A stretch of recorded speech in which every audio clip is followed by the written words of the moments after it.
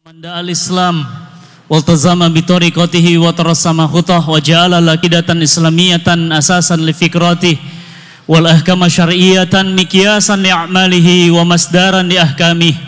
Asyhadu an la ilaha illallah wa asyhadu anna Muhammadan abduhu wa rasuluhu la nabiyya ba'da.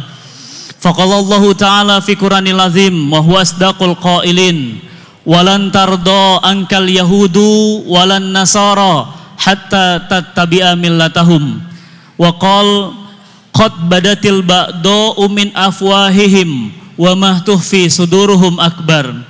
Alhamdulillah, subhanallah, wa la ilaha illallah, Allahu akbar. Allahumma arhamna bil Qur'an, amin ya rabbal alamin. Bapak-bapak, ibu-ibu yang dirahmati Allah, saya mohon maaf sebesar-besarnya atas keterlambatannya.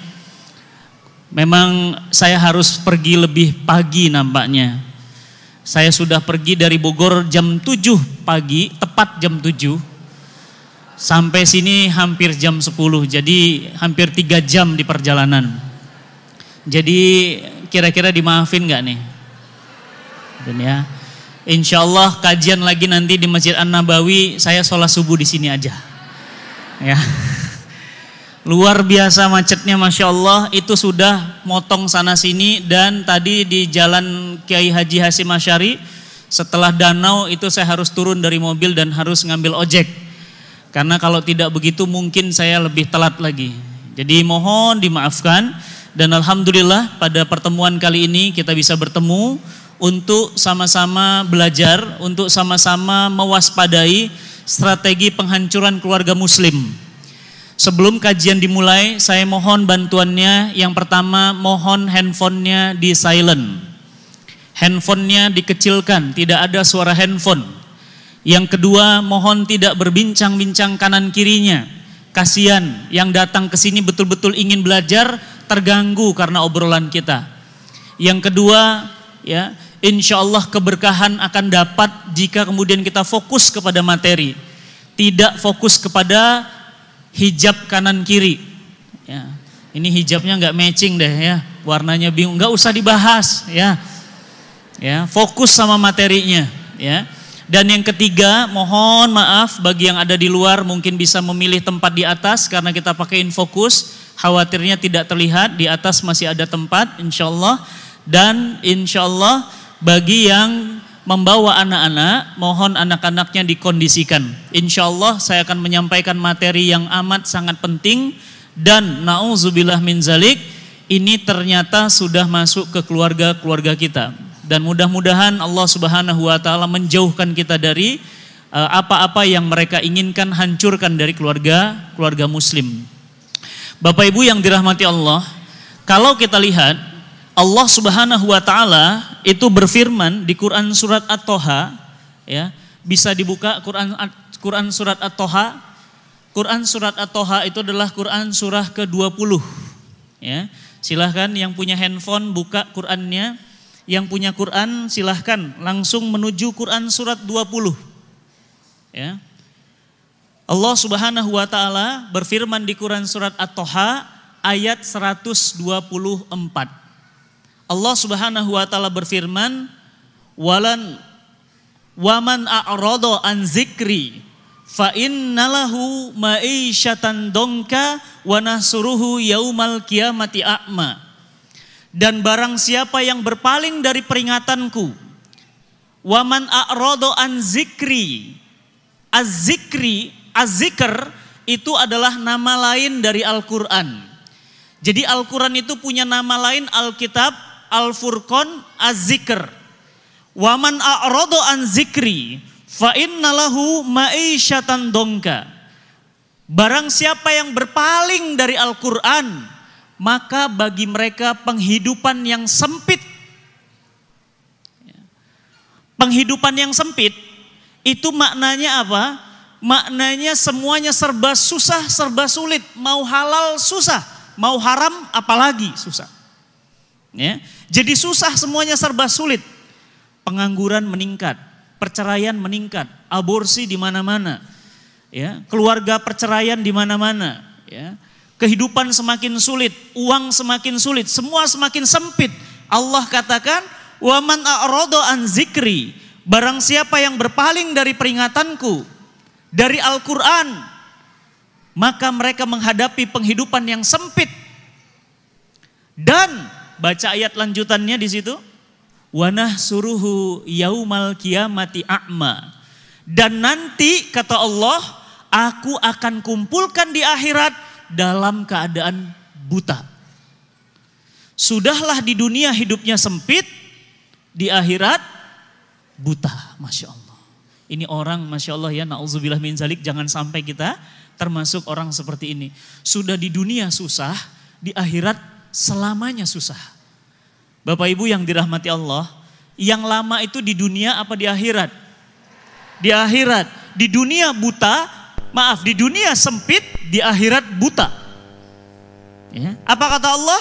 Wa nahsyuruhu yaumal qiyamati a'ma. Nanti aku kumpulkan di hari kiamat, di hari berbangkit, di hari akhir buta. Masya Allah. Ibu punten, kalau boleh milih mana? Buta di dunia atau di akhirat? Ya? Enggak mau buta. Enggak mau buta ya. Wa man a'rada an zikri, butanya di dunia atau di akhirat? Tidak mau buta. Kenapa? Buta itu enggak enak.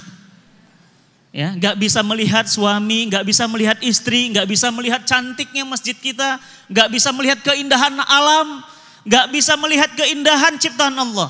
Tapi ini orang buta di dunia, maaf, sempit hidupnya di dunia, di akhirat susah, buta. Padahal doa kita, Rabbana atina fid dunya hasanah wa fil akhirah hasanah. Masya Allah. Nah, oleh karena itu, siapa yang dikatakan oleh Allah a'rada an zikri, yang masuk dalam kategori berpaling dari Al-Quran itu siapa? Menurut para ulama, mereka adalah orang-orang yang satu, tidak mau baca Quran. Punten, kira-kira itu siapa? Sambil istighfar, elus-elus dada, astagfirullahaladzim. Astagfirullahaladzim. Jangan-jangan itu kita. Punten Bu, Pak, ya saya ingin tanya. Ramadan tahun lalu kira-kira, mohon maaf jawabnya dalam hati aja. Ramadan tahun lalu khatam gak baca Qurannya? Dalam hati aja. Kalau ada 30 hari, sehari 1 juz, berarti 30 hari Ramadan, khatam 30 juz. Ini Ramadan tinggal 50 hari lagi. Sudah di depan mata. Pertanyaan saya, kira-kira seumur hidup, ya, seumur hidup kita ada di dunia, berapa kali kita khatam Quran? Jujur jawab sendiri masing-masing. Ada yang di sini, alhamdulillah Ustadz seumur hidup sekali Ustadz, pernah. Alhamdulillah Ustadz saya sudah 5 kali. Bahkan yang hadir di sini pun ada yang mengatakan seumur hidup sama sekali belum pernah khatam Quran. Jangan-jangan yang dimaksud dengan a'rada an zikri ini adalah kita. Kenapa? Tidak mau baca Quran. Yang kedua, tidak mau mengamalkan Quran. Allah katakan jangan buka aurat, kita buka aurat. Allah katakan jangan makan riba, kita malah beli mobil dari riba, kita beli rumah dari riba. Negara ini fondasi perekonomiannya riba. Allah bilang jangan minum homer, di mana-mana jual homer. Ini yang nanti orang-orang seperti ini kata Allah, aku kumpulkan dalam keadaan buta dan mereka berarti sengsara di dunia, sengsara di akhirat. Oleh karena itu Bapak Ibu yang dirahmati Allah, simpul-simpul Islam, jadi Islam itu ada simpul. Islam itu punya ikatan-ikatannya. Kata Rasul kita Muhammad SAW, simpul yang pertama kali lepas adalah al-hukam. Rasul katakan nanti simpul-simpul Islam akan lepas satu persatu. Dan simpul yang pertama kali lepas dari umat Islam seluruh dunia adalah al-hukam, al-hakim. Apa itu? Pemerintahan. Apa maksudnya pemerintahan? Memang benar, Rasul kita tidak mungkin bohong. Simpul pertama umat Islam sudah lepas tanggal 3 Maret nih, bulan Maret tahun 1924 di Istanbul, Turki. Ada apa Ustadz di Istanbul, Turki? Disitulah pemerintahan Islam satu untuk seluruh dunia Islam berhasil dihancurkan oleh Yahudi dan konspirasi Inggris. Namanya Negara Khilafah Islamiyah yang ada di Turki. Kalau Bapak Ibu mau ngunjunginnya, insya Allah kebetulan April tanggal 24 saya ke sana. Membawa bersama jamaah, tapi nggak banyak, hanya 25 jamaah. Saya akan ajak ke sana melihat keagungan, ketinggian, kehebatan peradaban Islam. Selama 13 abad umat Islam dari mulai Rasulullah SAW wafat sampai tanggal 3 Maret umat Islam punya satu simpul. Sekarang simpulnya ikatannya lepas satu. Berarti tinggal satu lagi. Apa satu lagi? As-sholat. Apa itu as-sholat? Rasul katakan simpul yang terakhir lepas adalah sholat. Punten Bu, coba lihat rumah kita. Jam berapa tadi sholat subuhnya? Coba lihat suami kita, kemana dia subuhnya? Coba lihat anak-anak kita, subuhnya bagaimana tadi? Zuhurnya sholat atau tidak? Bagaimana sholat isya-nya? Bahkan banyak sekali anak, suami, istri tidak isya, tidak subuh. Apa kata Rasulullah SAW? Mau melihat seseorang, mau lihat dia munafik atau tidak, gampang kata Rasul. Lihat aja subuh sama isya-nya. Kalau subuh sama isya-nya bermasalah, ini orang tanda-tanda munafik ada padanya. Sholat adalah simpul yang kedua dan sholat pun sudah lepas dari kita. Masjid, apa kata Rasulullah? Benar ya. Rasul katakan begini, masjid-masjid mereka mewah tapi jauh dari hidayah. Apa maksudnya masjid mewah tapi jauh dari hidayah? Bukan masjid kita ini insya Allah. Masjid-masjid di luar sana. Masjidnya ada yang pakai emas. Masjidnya ada yang pakai perak. Masjidnya ada yang pakai berlian. Tapi nggak ada pengajian. Masjidnya hanya dipakai untuk sholat. Masjidnya dipakai untuk selfie. Kenapa? Itu masjid-masjid akhir zaman. Jadi Bapak Ibu yang dirahmati Allah, yang pertama simpul sudah lepas. Ya, Kristen masih punya Bu. Ya, kalau Ibu ada rezeki main ke Roma, Itali, mereka punya satu pemerintahan untuk seluruh Kristen seluruh dunia. Namanya Vatikan. Ya, mereka punya yang namanya Paus. Ada Benediktus. Ya, ada Paus, Yohanes dan seterusnya. Dulu juga umat Islam punya satu untuk seluruh dunia. Namanya negara khilafah. Yang akhir-akhir ini istilah khilafah itu sering dinegatifkan. Ih khilafah ya, ISIS. Ih khilafah ya, oh itu anti NKRI. Padahal itu yang Rasul maksud simpul yang pertama kali lepas. Subhanallah ya. Media jahat banget. Kita cinta sama ajaran Rasulullah SAW itu yang justru dipropagandakan negatif. UIN sudah mulai melarang cadar. Cadar itu adalah aturan Islam. Orang yang memilih cadar itu perintah Islam. Ibu gak bercadar gak apa-apa. Kenapa? Memang ikhtilaf. Tapi kita gak boleh melarang cadar. Kenapa? Karena cadar adalah bagian dari perintah Islam. Istri saya tidak bercadar. Kenapa? Karena kami mengambil pendapat bahwa cadar itu hukumnya mubah. Mubah itu gimana? Ibahah, boleh. Bagi ibu yang mau pakai silahkan. Bagi ibu yang tidak pakai juga tidak berdosa. Kalau menurut mazhab yang saya pegang. Tapi menurut saudara-saudara kita muslim yang lainnya ada yang mewajibkan cadar. Artinya apa? Seluruh tubuh yang dimaknai itu adalah termasuk wajah. Maka wajah itu juga aurat, maka dia tutup auratnya. Sekarang kita disuruh untuk siapa yang bercadar langsung diusir dari kampus. Ya, jadi sudah khilafah, cadar dilarang. Di Padang ada doktor perempuan, IPK-nya summa cum laude.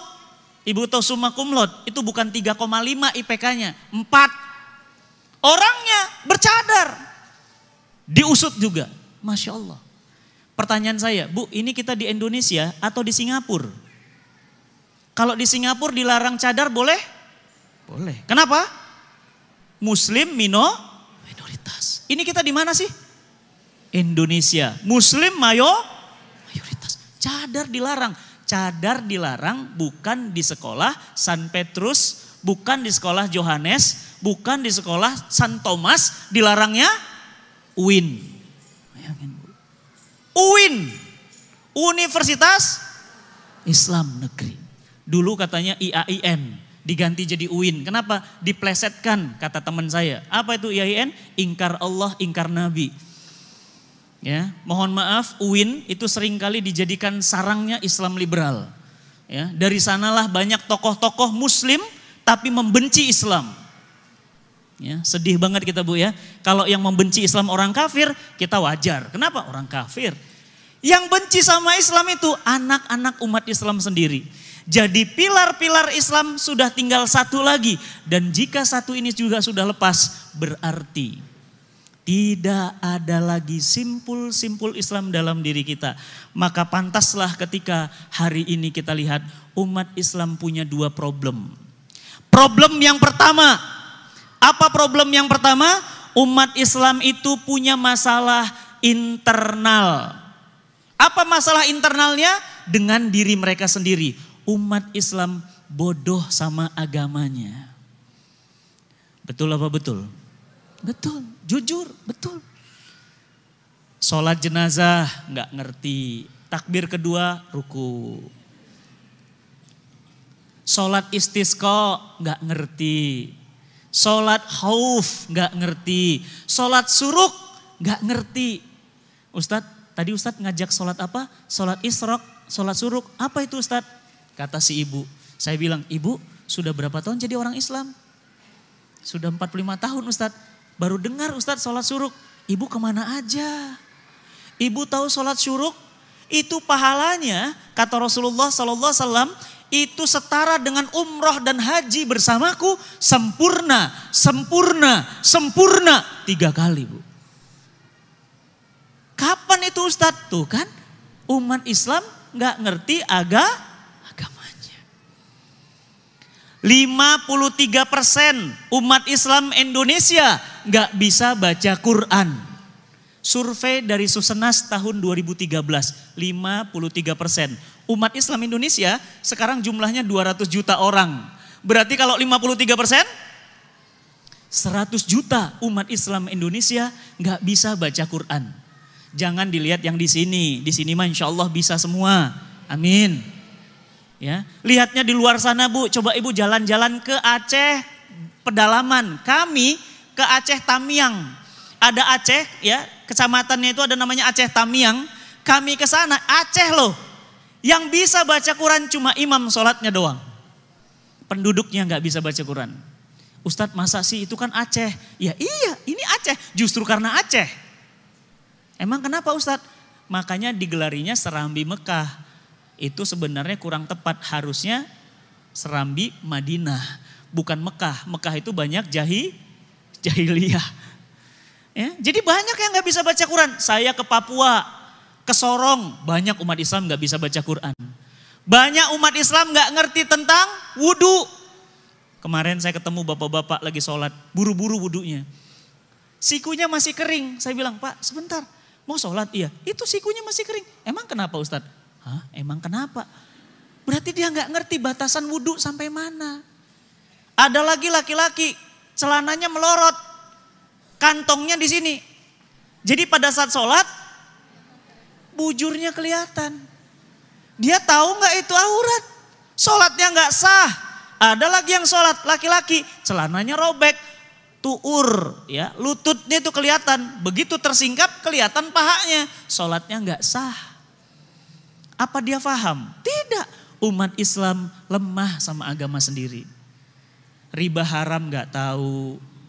Asuransi haram gak tahu. Judi haram gak tahu. Apalagi ya, nikah tanpa wali haram gak tahu. Ustadz abis bapak ibuku gak setuju. Jadi aku pakai aja temanku. Bro sini jadi wali ya, siap. Nikahnya gak sah.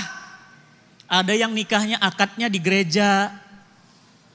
Anaknya nanti bagaimana statusnya karena pernikahannya tidak sah. Banyak umat Islam gak ngerti Islam. Bu, jangan lupa ya nanti sholat duha, lanjut nanti habis duha, ibu sholat misalnya sholat hajat. Ibu saumnya saum Daud ya.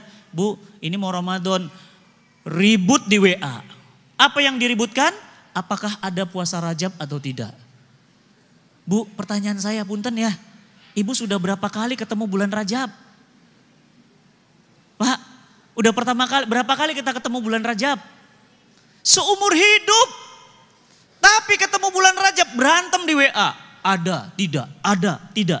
Nanti mau masuk Ramadan ribut lagi nih. Tentang apa? Hah? Awal akhir Ramadan. Kok ribut-ribut sih?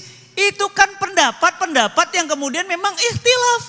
Muhammadiyah pakai metode hisab, silahkan. Memang ada dalilnya. NU pemerintah pakai ru'yat lokal, silahkan. Sebahagian besar umat Islam yang lainnya pakai ru'yah global. 1 bintang, 1 bulan, 1 matahari untuk seluruh dunia. Nggak usah ribut. Yang ribut itu yang nggak puasa, udah. Ya, jadi umat Islam banyak yang tidak mengerti agamanya. Umat Islam itu sekarang ibarat orang sakit, badannya lemah. Kalau orang sakit badannya lemah, di sebelahnya ada orang bersin, apa yang terjadi sama dia? Ikut. Kenapa? Karena dia lagi gak sehat, Bu. Orang kalau lagi drop, itu pikirannya pasti ngaco, badannya gak enak, dan penyakit mudah datang. Umat Islam sudah banyak penyakit, ditambah serangan dari luar. Nah, ini yang kita bahas hari ini. Apa serangan dari luarnya? Serangan dari luarnya adalah serangan-serangan pemikiran. Salah satunya adalah misionaris, kristenisasi, pemurtadan. Ibu, bapak, punten. Sekarang tahu berapa jumlah umat Islam? Di Indonesia umat Islam sekarang jumlahnya tinggal 71,3%. Tuh Ustadz, bukannya 95%, itu mah zaman Soeharto. Sekarang ya jumlahnya tinggal 71,3%. Kenapa surut? Banyak yang murtad keluar dari Islam. Ya, di Eropa 500 gereja tutup, 600 masjid baru. Eropa loh. Bu. Di mana itu? Inggris, Prancis, Jerman. Hebat ya. Subhanallah. Gereja tutup, mereka beli, langsung jadi masjid. Gereja tutup, mereka incer, jadi masjid di Eropa. Di Indonesia, ibu, bapak boleh tanya ke Kementerian Agama. Mana pertumbuhan rumah ibadah yang paling kencang? Apa kata Kementerian Agama? Gereja itu pertumbuhannya lebih cepat. Subhanallah ya. Berarti apa? Berarti umat Islam benar-benar sekarang sedang dalam bahaya. Memang ini masjid besar, iya, tapi berapa masjid? Mereka, coba ibu nanti ke daerah-daerah ya, kepala naga, buntut naga, tangan naga, itu ya, daerah pik itu gereja semua. Di mana-mana gereja. Pembangunannya cepat dan bagus-bagus, mewah-mewah. Ya, makanya umat Islam itu diserang oleh misionaris. Apa kata misionaris? Henry Martin ini pakarnya, petingginya misionaris. Dia katakan apa? Aku datang menemui umat Islam tidak dengan senjata. Tuh. Dia gak bawa ini Bu, gak bawa ini Pak. Kenapa? Kalau dia bawa senjata, kita bisa siap-siap. Oh, lu mau nembak gua nih, gua tahu. Gua hati-hati nih. Apa kata dia? Tapi kami datang dengan kata-kata. Apa kata mereka? Buat apa pakai jilbab Bu? Jilbab itu bajunya orang Arab. Ibu pernah ke Arab gak? Di Arab aja orang pada gak pakai hijab. Di Indonesia Masya Allah orang pada pakai hijab. Orang Arab aja gak pakai. Malah orang Indonesia pakai. Dia datang dengan kata-kata. Apa kata dia? Bapak gua nih ustadz besar, pakar tafsir. Gue gak pakai jilbab. Masa lu bukan anak ulama pakai jilbab? Buat apa? Jilbab itu ribet. Jilbab itu repot. Mau naik ojek repot, naik motor repot, naik mobil repot. Pokoknya gak usah pakai jilbab. Misionaris. Apa kata dia? Kita datang tidak dengan kekuatan, tapi kami datang dengan logika. Apa logikanya? Bu, coba difikirin. Kenapa Jepang itu maju, kata mereka. Ada orang Indonesia, hidungnya pesek, datang ke Jepang. Begitu datang ke Jepang, apa kata dia? Wih, Jepang keren banget ya. Wih, teknologinya maju. Pas dilihat perempuannya, oh nggak ada pakai kerudung jilbab. Terus kemana? Dia buka jilbabnya. Apa kesimpulannya? Kalau mau hebat dan maju kayak Jepang, nggak usah pakai jilbab. Pakai logika. Bu, saya pakai logika juga. Dia itu baru sekali ke Jepang. Punten ya, nggak sombong. Saya udah 3 kali ke Jepang, Bu. Ya, nggak sombong. Lu baru sekali ke Jepang. Gue 3 kali ke Jepang. Lu pernah nggak ngeliat orang Jepang? Orang Jepang itu setiap 1 jam lebih dari 70 sampai 90 orang bunuh diri. Setiap 1 jam. Kenapa? Stres. Dan orang Jepang itu nggak bisa dibully. Kalau ibu di Jepang nggak bisa. Kalau kita kan biasa bully-bulian tuh, canda-candaan. Lu gendut amat sih, lu kayak karung gentong. Biasa ya. Di Jepang nggak bisa, Korea nggak bisa. Udah tahu Bu baru-baru ini ada artis Korea cuma dicandain sama temennya. Apa kata temennya? Lu gendut banget sih sekarang. Ah masa? Iya beneran. Gendut, iya gendut. Langsung bunuh diri Bu. Masya Allah. Bayangin Bu sakitnya jiwanya tuh. Cuma digituin doang bunuh diri. Kalau ibu gimana? Iya emang gua gendut mau apa lo? Biasa. Biasa. Mentalnya kuat, bandel. Ya enggak? Setiap 1 jam pernah enggak Bu? Nanti kalau ibu ada rezeki naik kereta di sana. Enggak usah heran kalau keretanya berhenti di tengah jalan enggak sampai stasiun. Begitu berhenti orang Jepang udah ngerti. Pintu dibuka langsung keluar. Kenapa? Ada orang lompat dari pinggir stasiun rel ke rel kereta. Cus, habis. Biasa. Biasa. Ya, biasa. Dan ibu tahu negara paling rusak, ya, pornografi porong tinggi, paling tinggi itu Jepang. Memang Jepang teknologinya canggih. Iya memang, tapi manusianya mundur. Kenapa manusianya mundur? Perdana Menteri Jepang kemarin pidato. Apa kata Perdana Menterinya? Kalau kita seperti ini terus, maka 30 tahun akan datang kita akan punah. Jepang akan hilang dari permukaan bumi. Kenapa? Yang tuanya sudah meninggal, yang mudanya pada nggak mau nikah. Ya, waktu saya ke sana tuh, mereka naik sepeda Bu, cek. Kan saya nggak bisa bahasa Jepang dan orang Jepang itu parah.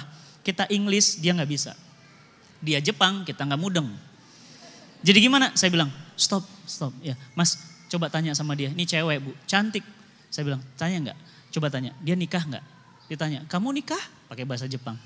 Nikah? Iya. Oh married? Enggak, saya nggak nikah. Kenapa? Ribet katanya. Ribet. Oh, terus kamu nggak pingin punya anak?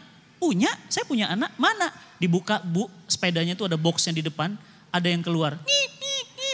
Itu ibu apa? Anjing. Anjing itu anaknya, berarti ibunya anjing. Ya, kayak gitu kok mau ditiru gitu loh. Ambil Jepang positifnya, apa? Budaya kerjanya, disiplinnya. Ya. Tapi kalau hanya gara-gara nggak pakai kerudung nggak ada urusannya. Baca sejarah Islam. Justru umat Islam ketika berkerudung dan berpegang teguh dengan Islam, umat Islam pernah lebih canggih daripada Jepang. Baca sejarah, makanya baca sejarah, belajar sejarah. Jangan baru sekali keluar negeri langsung ambil kesimpulan. Itu namanya orang kurang piknik. Kalau kurang piknik begitu, baru sekali keluar negeri langsung, oh Amerika maju. Oh Amerika nggak pakai kerudung, berarti kalau mau maju nggak usah. Apa hubungannya? Oh orang Cina kaya, nggak sholat. Oh orang miskin, ada yang miskin karena sholat. Berarti kalau nggak sholat, kaya. Ternyata banyak juga yang nggak sholat, miskin. Apa hubungannya? Nggak ada hubungannya antara sholat dengan kaya. Dan nggak ada juga hubungannya antara kerudung dengan kemajuan peradaban. Misionaris. Itu Bu, dia main logika. Apa logikanya lagi? Dia bilang, kalau Indonesia mau maju, nggak usah pakai Quran. Arab lihat tuh, dari dulu begitu-begitu aja. Kenapa? Pakai Quran. Pertanyaan saya, kata siapa Arab pakai Quran? Tidak ada negara satupun sekarang yang menerapkan Al-Quran dan As-Sunnah. Satupun, kalaupun ada hanya sebahagian-sebahagian. Ya, tidak ada. Kenapa? Tadi saya cerita, yang menerapkan Al-Quran dan As-Sunnah itu sudah selesai tanggal 3 Maret 1924 di Istanbul. Itulah satu-satunya negara yang menjadikan Al-Quran dan As-Sunnah sebagai sumber perundang-undangan mereka. Ya. Nah, oleh karena itu, apa kata mereka lagi? Mereka datang dengan logika, tidak kemudian dalam benci. Kami enggak benci umat Islam, kami cinta umat Islam. Bagaimana cara mereka? Mereka ajarkan kita Valentine. Ini kan hari kasih sayang, ngasih coklat. Apa salahnya Ustadz ngasih coklat? Tapi kok coklatnya dapat dari setiap beli kondom? Ya itu bonus. Beli kondom dapat coklat. Apa hubungannya coklat sama kondom? Dan kenapa penjualannya meningkat? Setiap malam Valentine penjualan kondom menaik 300%. Pertanyaan saya, itu yang namanya cinta? Oh cinta itu, kalau cinta itu pakai kondom gitu? Masya Allah, ini mereka hancur anak-anak kita Bu. Ya, berkedok cinta, sayang banget ya, cintanya setahun sekali, kasihan. Hari ibu, saya emang gak ada hari ibu dah. Kenapa? Ibu saya tiap hari ada di rumah. Tiap hari saya sama ibu. Tadi pagi saya disiapin semua ibu saya. Ya, kasihan banget ya. Setahun sekali ingat sama ibu. Ais, sedihnya ya. Masya Allah. Nah, oleh karena itu, ya, nih 2 target mereka. Boleh dicatat, boleh direkam, boleh dibagi-bagikan, boleh. 2 strategi mereka yang ingin menghancurkan keluarga muslim. Yang pertama, strategi mereka caranya dengan sekularisasi dan liberalisasi keluarga muslim. Apa maksudnya sekular dan liberal keluarga muslim? Mereka pingin umat Islam tetap Islam, agamanya tetap Islam, tetap sholat, tapi mereka ingin keluarga muslim itu sekuler. Apa itu sekuler? Allah disembah, tapi Allah peraturannya dianggap sampah. Jadi sholat Bu, ya sholat. Islam itu apa? Isya, subuh, lohor, asar, maghrib. Jadi Islam hanya sekedar sholat. Gak pakai jilbab, tetap makan riba, menikahnya beda agama, walinya orang kafir. Apalagi pokoknya semua peraturan Allah boleh, liberal, serba boleh. Tapi yang penting tetap sholat. Ini namanya apa? Sekuler. Allah disembah tapi peraturan Allah dianggap sampah. Apa kata tokoh organisasi Islam di Indonesia? Baru-baru ini dia bilang apa? Hukum konstitusi lebih tinggi daripada hukum Quran.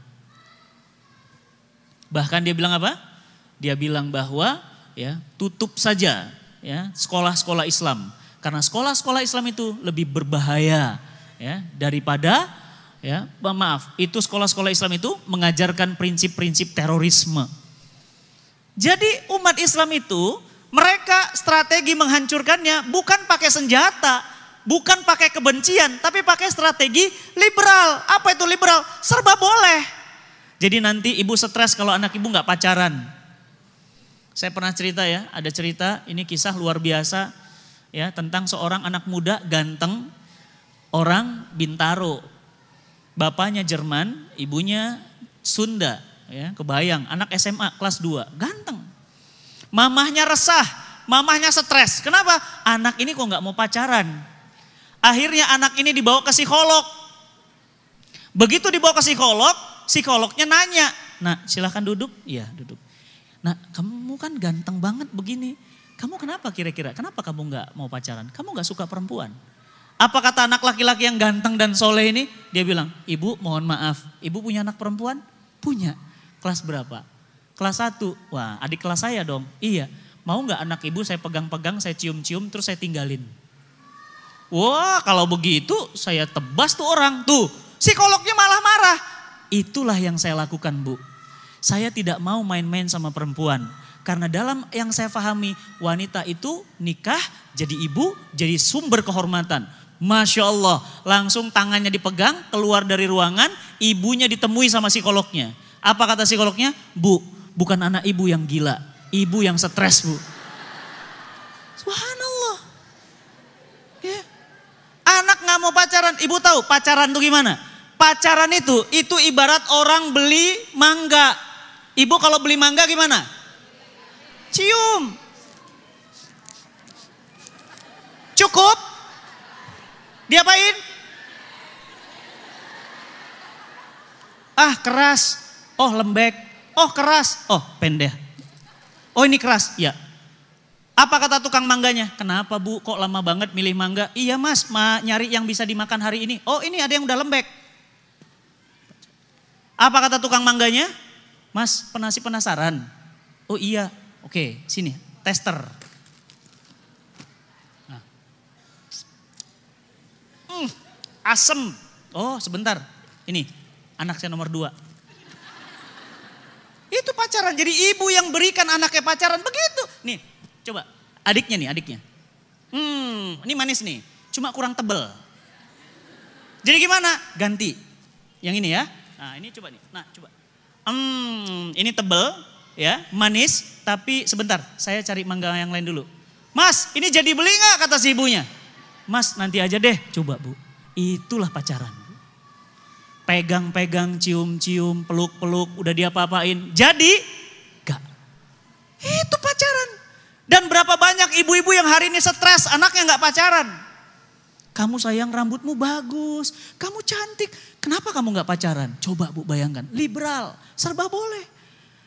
Kamu jangan pacaran di luar ya nak ya. Kalau pacaran di rumah, mamahnya fasilitasi. Itu apa namanya? Liberal. Serba boleh. Ustadznya bilang, Mbak tolong diingatkan anaknya jangan pacaran. Apa kata ibunya? Gak apa-apa lah Ustadz, ini pacaran sehat kok. Pacaran sehat tuh gimana? Ya, ada lagi yang bilang apa? Gak apa-apa Ustadz, ini pacarannya Islami kok. Pacaran Islami. Pacaran Islami gimana? Cowoknya Ustadz itu berjenggot dan pakai kopiah Ustadz. Oh. Terus mereka kalau pacaran selalu di masjid Ustadz. Oh. Terus kalau mau nyium baca bismillah Ustadz.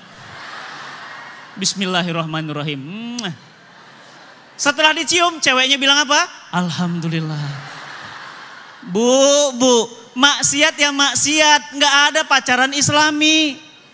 Kalau ada pacaran Islami, nanti ada maling Islami Bu.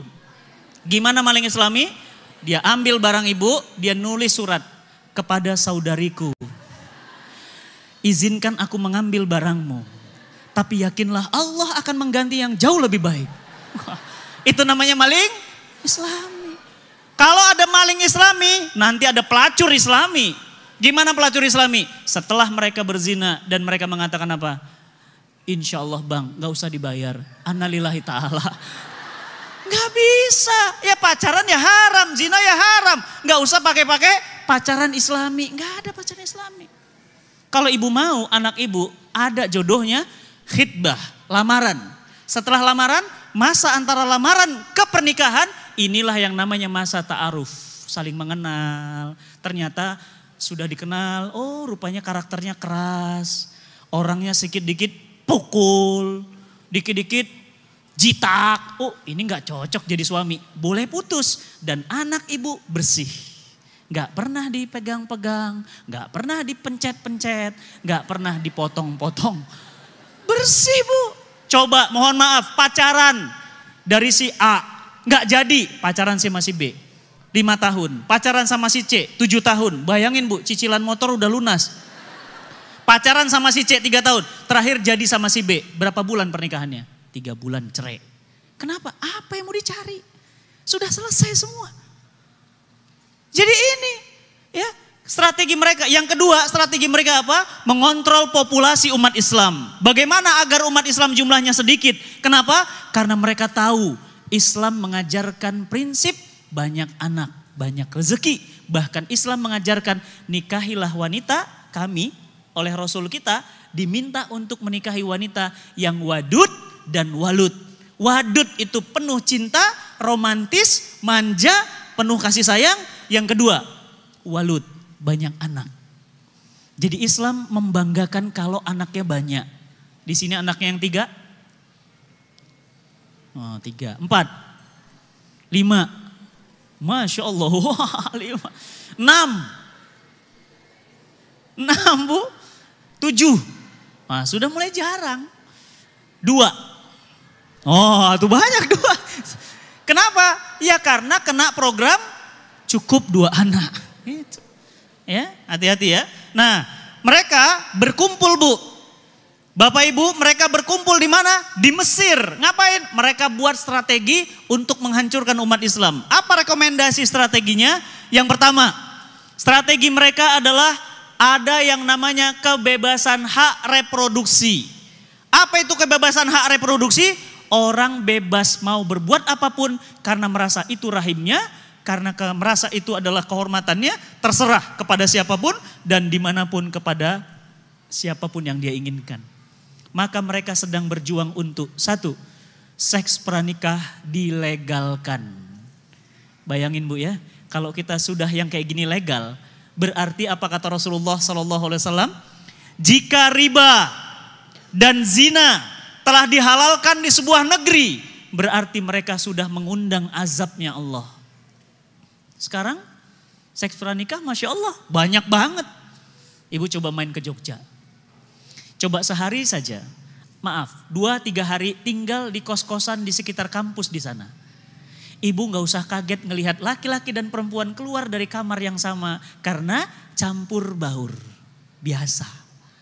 Saya dulu kuliah D3-nya di Unpad Bu, Universitas Padjadjaran. Di mana? Jatinangor. Ibu yang pernah ke Jatinangor, di situ ada STPDN, di situ ada Unpad, di situ ada Unwim, di situ ada Ikopin. Seluruh wilayah di sini tuh kos-kosan. Kira-kira yang dipilih kos-kosan ada ibu kos atau nggak ada ibu kos? Nggak ada ibu kos. Kenapa? Bebas. Malam ini sama Jody, malam besok sama Doni, malam besok biasa.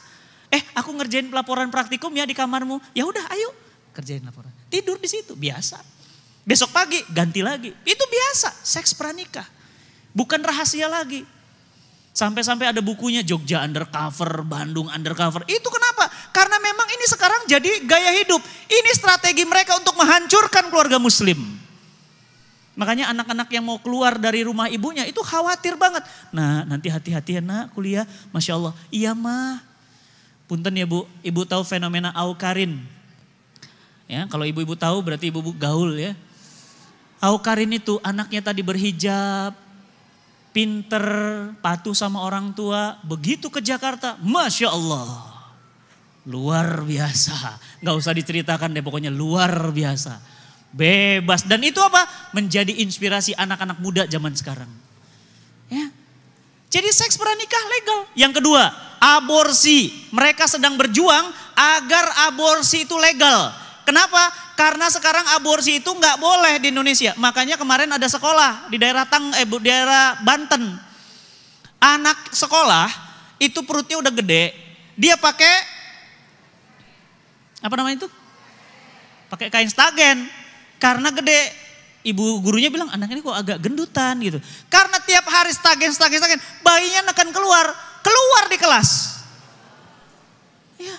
Ada lagi yang lagi naik motor, keluar di motor. Bayi Bu. Bayangkan bunuh satu orang dalam Islam dosanya itu seperti membunuh seluruh manusia. Aborsi legal bentar lagi. Undang-undangnya sedang diperjuangkan. Kenapa? Hak kebebasan reproduksi. Yang ketiga, strategi mereka LGBT. Bentar lagi legal. Gak usah heran kalau sekarang lihat banyak laki-laki suka sama laki-laki, perempuan sama perempuan. Laki-laki jadi perempuan, perempuan jadi laki-laki. Kenapa? Karena sekarang mereka merasa bahwa ini hak asasi saya. Ini punya saya. Ini anugerah Allah untuk saya. Lu gak boleh ngelarang gue. Karena LGBT itu kata mereka anugerah Allah. Bu, punten ya. Ibu saya kasih hadiah, ini anugerah, saya kasih hadiah. Senang? Senang, itu namanya hadiah. Yang namanya hadiah, mungkin gak yang diberi hadiah diazab? Mungkin gak? Enggak. Pertanyaan saya, kenapa kalau memang LGBT itu anugerah dan hadiah dari Allah, tapi Allah mengazab kaum Lut? Kenapa kemudian LGBT itu hukumannya keras dalam Islam? Ibu tahu hukumannya? itu dilempar dari gedung yang tinggi dengan posisi terbalik, kepala di bawah, kaki di atas. Jatuhin begini, des jatuh. Belum mati, dinaikin lagi sampai mati. Pertanyaan saya, masa orang dikasih hadiah diazab? Mungkin nggak? Berarti itu bukan hadiah. Itu namanya penyimpangan.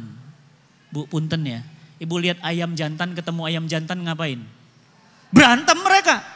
Kenapa? Lu ayam? Iya, gua ayam. Ayo kita berantem. Siapa yang paling ayam di antara kita? Ya. Lu anjing? Iya, gua juga anjing. Ayo kita berantem. Siapa yang paling anjing? Bu, anjing gak ada yang homo, Bu. Beneran. Guk, berantem, Bu. Ayam betina, saya punya ayam betina baru. Saya beli ayam lagi betina. Maksudnya mau nambah betinanya supaya banyak telurnya, banyak anaknya. Berantem mereka. Kenapa? Lu ayam, iya. Gua juga ayam. Ayo kita berantem. Bu, gak mau. Perempuan sama perempuan naksir. Cowok sama cowok naksir. Coba ibu bayangin. Magnet aja, utara sama utara ngapain mereka? Gak mau. Ibu paksa. Gak mau. Ayo gak apa-apa. Enggak. Selatan sama selatan? Gak mau, Bu. Utara selatan?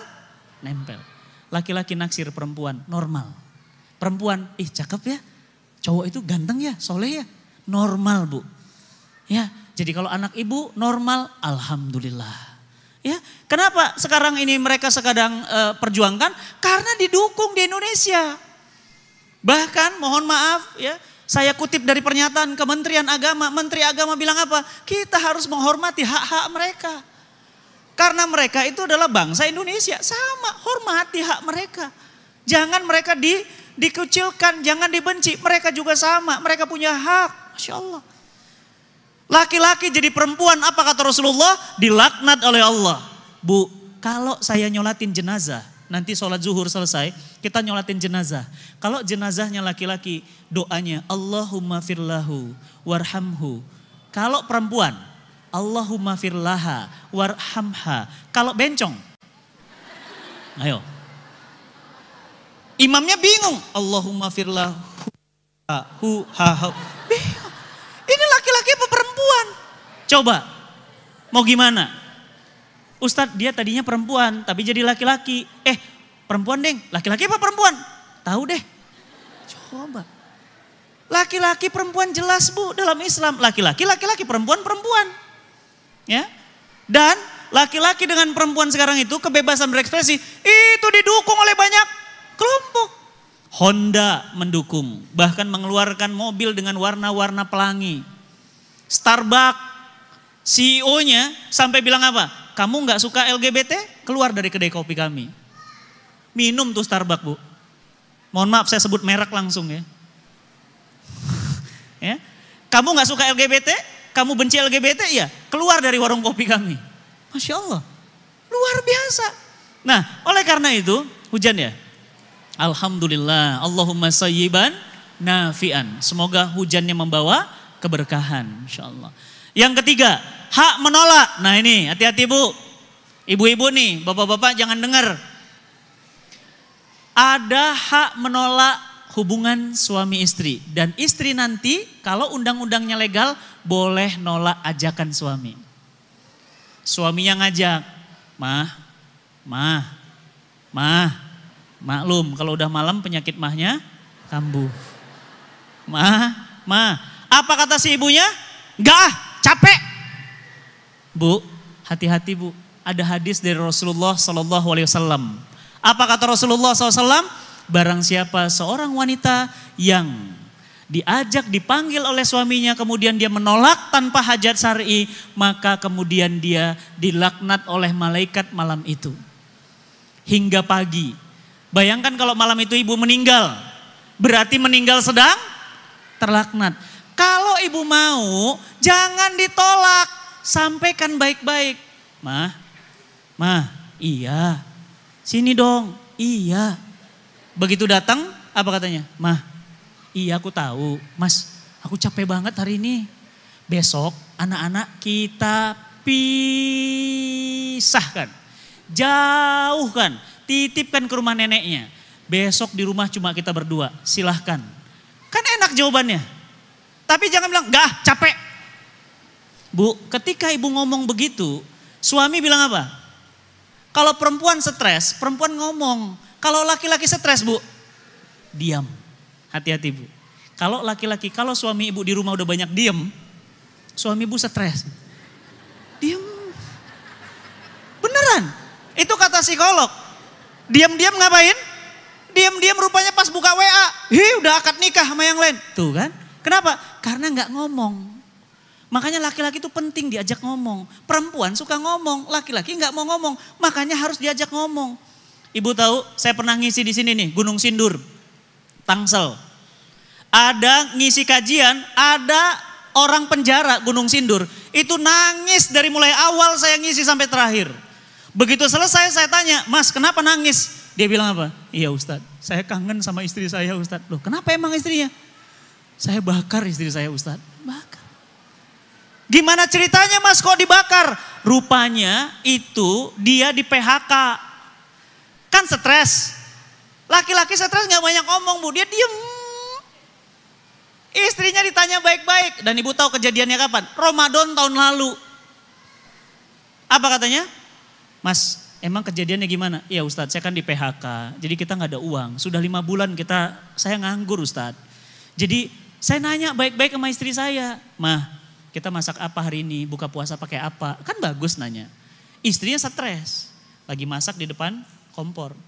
Masak, makan tuh batu. Nah, ngacapluk.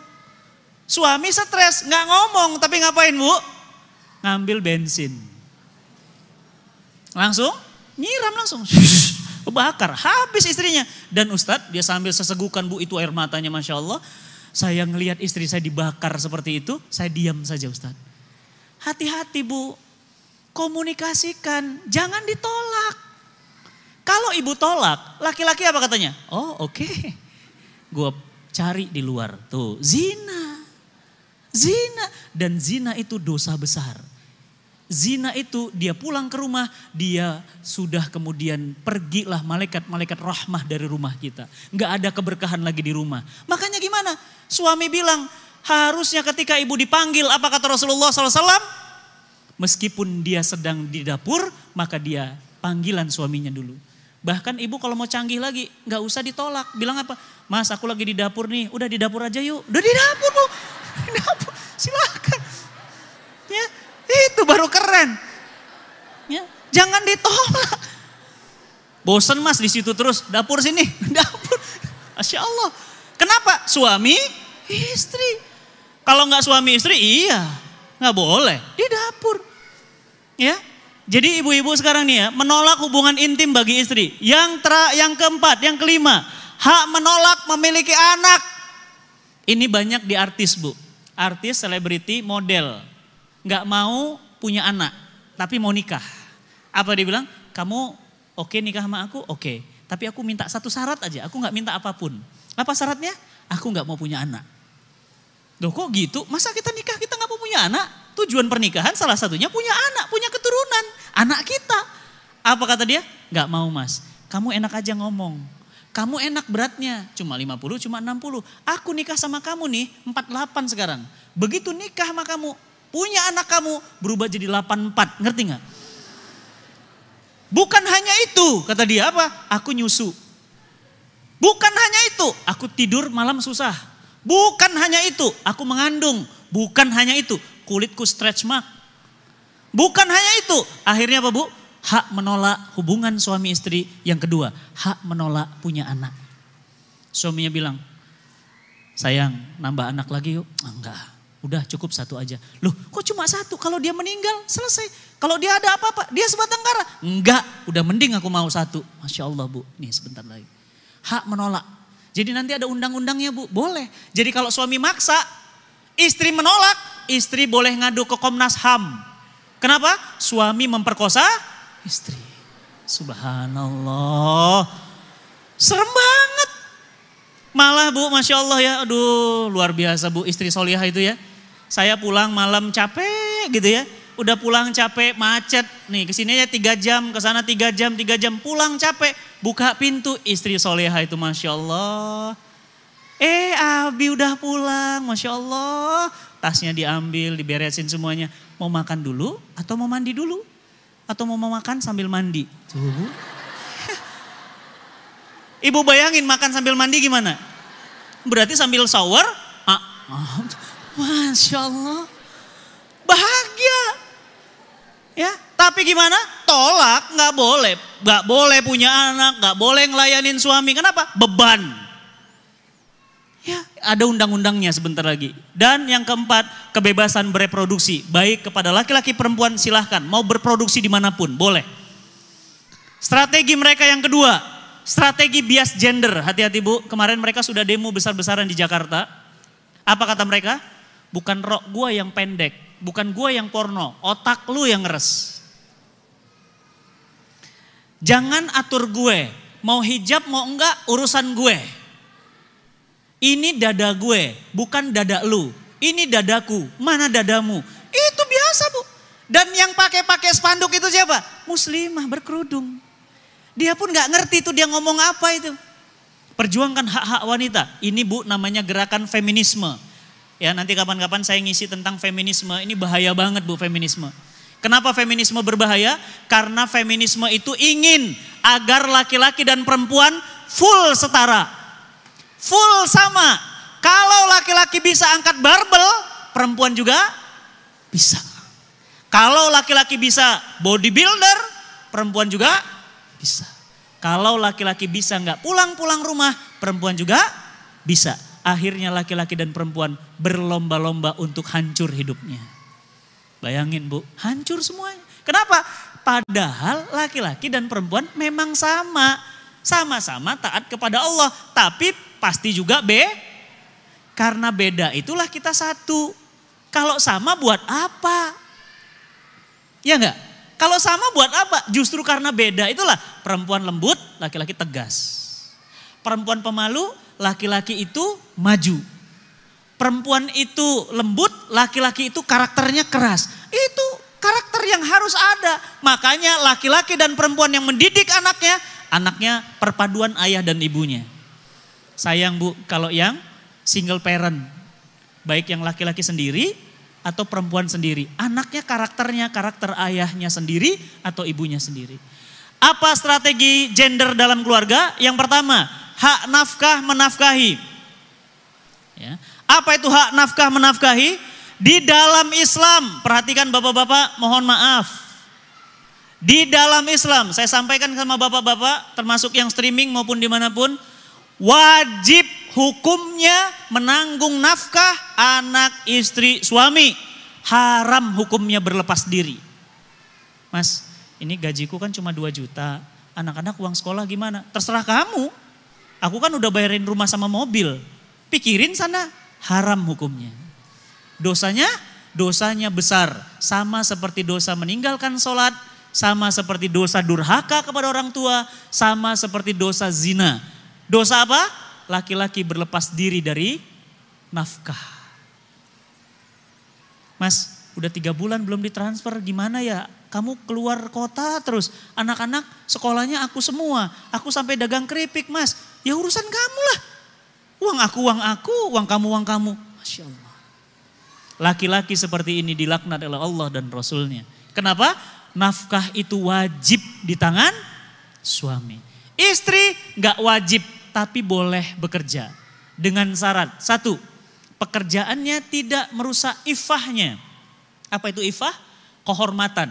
Jadi ibu kerja tapi harus buka jilbab, gak boleh, haram pekerjaannya. Yang kedua, roknya harus mini, gak boleh. Yang ketiga, harus mendesah-desahkan suara. Selamat siang Bapak. Itu mendesah. Kenapa harus ada ya? Kalau ibu di call center kerjaannya kayak gitu, itu kerjaan haram Bu. Selamat siang Bapak, ada yang bisa saya bantu? Nggak boleh Bu. Biasa-biasa aja. Selamat siang dengan call center kartu halo, ada yang bisa dibantu? Biasa aja, nggak boleh berdesah-desahkan suara. Kenapa? Itu merusak ifah seorang wanita. Ya. Kemudian apa? Pekerjaannya halal. Yang ketiga, izin suami. Alhamdulillah Ustadz, saya bekerja, suami saya izin. kerjanya juga halal karena saya akuntan Ustadz, oke boleh. Dan yang ketiga, saya tetap boleh pakai hijab dan tetap berjilbab, bagus, silahkan boleh. Silahkan ibu boleh kerja. Wanita hukumnya boleh, laki-laki hukumnya wajib. Wajib apa? Ain, seperti wajibnya sholat. Tapi Ustadz suami saya cuma jualan teh botol, pahalanya mampu menghapus dosa-dosanya kata Rasulullah. Meskipun jualan teh botol lebih mulia bu daripada yang nabrak tiang listrik. Iya. Ustadz suami saya itu Masya Allah. Pagi Ustadz sampai sore gojek. Malam jualan roti bakar. Bagus bu, mulia bu. Rasulullah SAW mas, itu pernah mencium tangan seorang sahabat. Biasanya kan Rasul yang tangannya dicium. Ini tangan sahabat dicium sama Rasulullah. Para sahabat bertanya, ya Rasulullah kenapa engkau cium tangannya? Apa kata Rasulullah? Tangan orang seperti ini tidak akan pernah mencium, tidak akan pernah menyentuh api neraka. Tangan siapa? Tangan seorang sahabat yang namanya Sa'ad. Kenapa? Tangannya kapalan. Tahu kapalan? Bekerja keras untuk anak istrinya. Subhanallah. Makanya bu, punten, perempuan itu tulang rusuk. Tulang rusuk segini bu. Tulang punggung siapa? Kami. Tulang rusuk jadi tulang punggung patah. Jangan. Ibu ummun warabbatul bait, ibu dan pengatur rumah tangga. Tapi Ustadz, gaji suami saya kecil, bolehkah saya bekerja? Boleh. Halal, izin suami, nggak merusak ifah. Silahkan. Kalau bisa malah ibu nggak usah kerja, bisnis aja. Ya, ada jamaah saya bu, jualan rendang, suaminya meninggal, dia sedih, dia bilang apa? Ustadz, suami saya meninggal, aduh kiamat saya Ustadz. Kenapa? Nggak ada lagi pemasukan. Bu, yang ngatur rezeki siapa? Allah. Yang ngasih ibu rezeki siapa? Yang buat ibu hidup siapa? Allah. Allah semua yang memberikan buat ibu. Ibu bisa apa? Saya jago buat rendang Ustadz. Buatkan rendangnya bu. Begitu dibuat rendang, lagi pengajian saya minta ibu-ibu tester. Bu, tes bu. Tes. Rata-rata ibu-ibu bilang, enak nih Ustadz. Saya pesan 2 kilo. Saya 3 kilo. Saya 1 kilo. Saya 3 kilo. Saya 2 kilo. Ibu tahu total satu pengajian itu 200 kilo. Setara dengan 2 ekor sapi. Langsung ibunya pingsan. Rezeki di tangan Allah. Jualan rendang gak bisa benghar bu. Sekarang dia punya perusahaan rendang. Sekarang beliau pindah ke Kalimantan. Bisnis rendang kemasan bu. Karyawannya 200 orang. Ayo rendang. Ibu yang masak? Enggak, ibu cuma. Ini kelapanya kurang tua. Gitu doang. Ibunya ngapain? Pengajian. Rendangnya jalan sendiri. Ngapain ditungguin rendang? Bisnis hijab, Ustadz Felix Xiao. Istrinya punya bisnis, namanya Hijab Alila. Miliaran per bulan bu. Istrinya ngapain? Ngurus anak, ngurus suami. Bisnisnya jalan, tinggal cek saldo. Oh iya udah masuk 3 miliar, transfer kemana? Udah masuk 2 miliar. Suaminya ngapain? Ngisi pengajian. Enak? Enak. Berkah? Berkah. Halal? Pasti. Jualan hijab. Masya Allah, kenapa harus ngantor?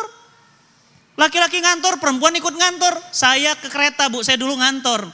Pergi pagi, pulang petang, pendapatan pas-pasan, pantat peot, punggung pegel, pala pusing, pingsan-pingsan. Jam 11:30 masih ada ibu-ibu di kereta. Tidur di kereta begini. Saya iseng nih ibu tidurnya enak banget.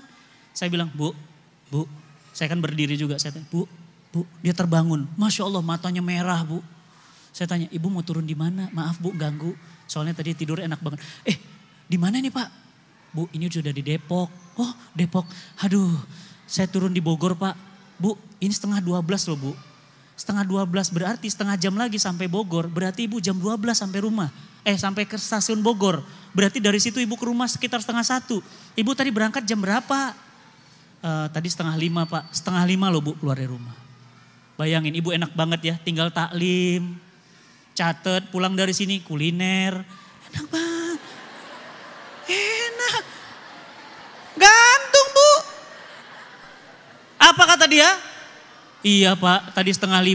Loh ibu jam 11:30 belum pulang. Suami gimana? Suami jam 8 tadi udah di rumah pak. Oh. Terus yang nyiapin makan anak-anak sama suami? Alhamdulillah pak ada pembantu. Oh, alhamdulillah. Terus yang nyiapin baju suami, alhamdulillah ada suami, ada pembantu. Terus yang tidur sama bapak, alhamdulillah ada. Tidur sama pembantu. Allahu Akbar ibu. Mau ngapain bu? Keluar rumah. Wanita gak usah keluar rumah kecuali apa? Hal-hal yang wajib. Apa itu? Taklim, jemput anak sekolah, ngantarkan anak ke rumah sakit, belanja, memenuhi kebutuhan suami. Itu wanita solihah. Ngapain? Orang-orang kantor sekarang bu, iri ngeliat ibu. Saya ngisi di kantor-kantor, di BCA, di Citibank, di mana-mana perempuan. Apa kata dia? Ih enak ya Ustadz ibu-ibu itu ya, jam segini bisa taklim. Apa kata saya? Ibu-ibu di taklim juga bilang, enak ya orang yang di kantor di Sudirman. Itu namanya orang yang gak pernah syukur. Enak ya Ustadz gedungnya tinggi, pulang pakai AC. Atau pulang pakai AC. Semua juga bisa bu, Masya Allah. Mereka pingin kayak ibu. Syukur bu. Pulang dari sini coba tanya, mau kemana? Mana ya gitu ya. Jalan. Bakso. Beres bakso, apalagi. Wah Masya Allah, nikmat. Ya. Nah, jadi setara gender ini merusak. Apa strategi setara gender? Pemimpin rumah tangga karena perempuan bekerja, karena perempuan menafkahi, maka pemimpin rumah tangga bukan lagi suami, tapi istri. Mas, gimana? Jadi nggak kita putuskan beli rumah itu? Ya terserah kamu, kan keputusan kamu sekarang. Oh iya, kamu sadar kan gajimu kecil, tuh kan? Masya Allah, suami digituin. Jadi gimana ya udah aku putusin jadi beli rumah ya. Terserah kamu lah. Orang gajiku cukup untuk bayar uang anak sekolah kok. Ya udah, makanya kamu nyadar ya. Masya Allah. Padahal dalam Quran apa? Ar-rijalu qawwamuna 'alan nisa. Laki-laki itu pemimpin bagi rumah tangga. Meskipun gajinya kecil, dialah bu sumber surganya ibu. Ini ada jenazah ibu. Ya. Ini kerenda mayatnya ibu. Suami ibu megang mic gini. Terima kasih jamaah semuanya sudah hadir di pemakaman istri saya yang tercinta. Demi Allah, 30 tahun saya menemaninya dalam suka dan duka. Saya bersaksi kepada Allah, istri saya solihah, surga bu. Selesai ya semua. Suami tinggal ngomong gitu dia, saya bersaksi kepada Allah, istri saya solihah, surga. Selesai udah. Terus kata si ibu apa? Tergantung suaminya Ustadz. Ya, suami cuma ngomong gitu doang. Ibu udah di dalam ngapain? Ibu udah gak bisa ngapa-ngapain udah. Suami cuma bilang, istri saya solihah. Udah selesai. Ya, saya kemarin diundang Pak Habibie ngisi di rumah Eyang Habibie. Eyang Habibie lagi sakit tapi sekarang lagi proses penyembuhan. Eyang Habibie itu Masya Allah saya ngisi di rumahnya. Ya, pembantunya cerita bu. Apa kata pembantu Eyang Habibie? Pak Ustadz sini deh. Ya ada apa bi? Bibinya datang. Saya di rumah ini sudah puluhan tahun sejak Pak Habibie jadi presiden. Saya mau ngasih saran buat Ustadz juga buat Ustadz-Ustadz yang lainnya. Saya dipanggil sana untuk ngisi. Apa katanya pembantu rumah tangganya? Bunda Ainun almarhumah dia bilang. Tidak pernah tidur kecuali suaminya tidur duluan. Ibu paham maksudnya? Ibu paham maksudnya? Full melayani suami. Kamu mau apa lagi? Makan? Siap. Apalagi pijet? Apalagi rapot? Iya. Apalagi tolong telepon kanon? Iya. Benar-benar bakti sama suami. Bunda Ainun. Ainun Habibie Allah yarhamah. Semoga Allah merahmatinya. Ketika kemudian wafat itu apa katanya? Tidak pernah Bunda Ainun itu tidur duluan. Kecuali sakit. Kebayang ya bu? Pertanyaan saya. Bagaimana dengan ibu? Siapa yang tidur duluan? Masya Allah. Jadi suami itu tidur duluan, beres dulu semuanya. Baru istri tidur nyusul. Ini istri solihah. Jadi bukan gak ada ngomong gender-gender. Gak ada urusannya dengan gender.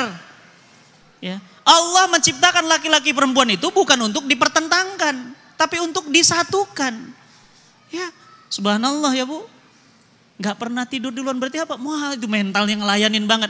Pantaslah Eyang Habibie itu gak mikir kawin lagi.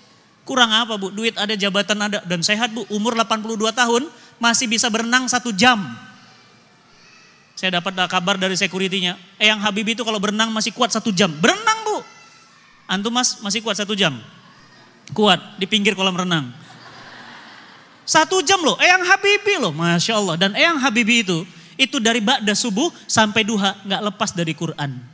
Itulah makanya beliau jadi presiden gak lama. Kenapa? Amerika gak ridho.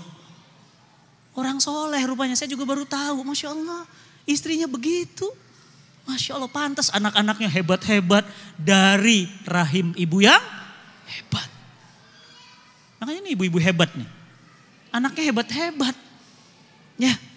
Nah, yang ketiga, apa strategi mereka? Melegalkan pernikahan beda agama. Maksudnya apa? Mereka ada rencana undang-undang bebas nilai agama akan dicanangkan dan akan ketok palu.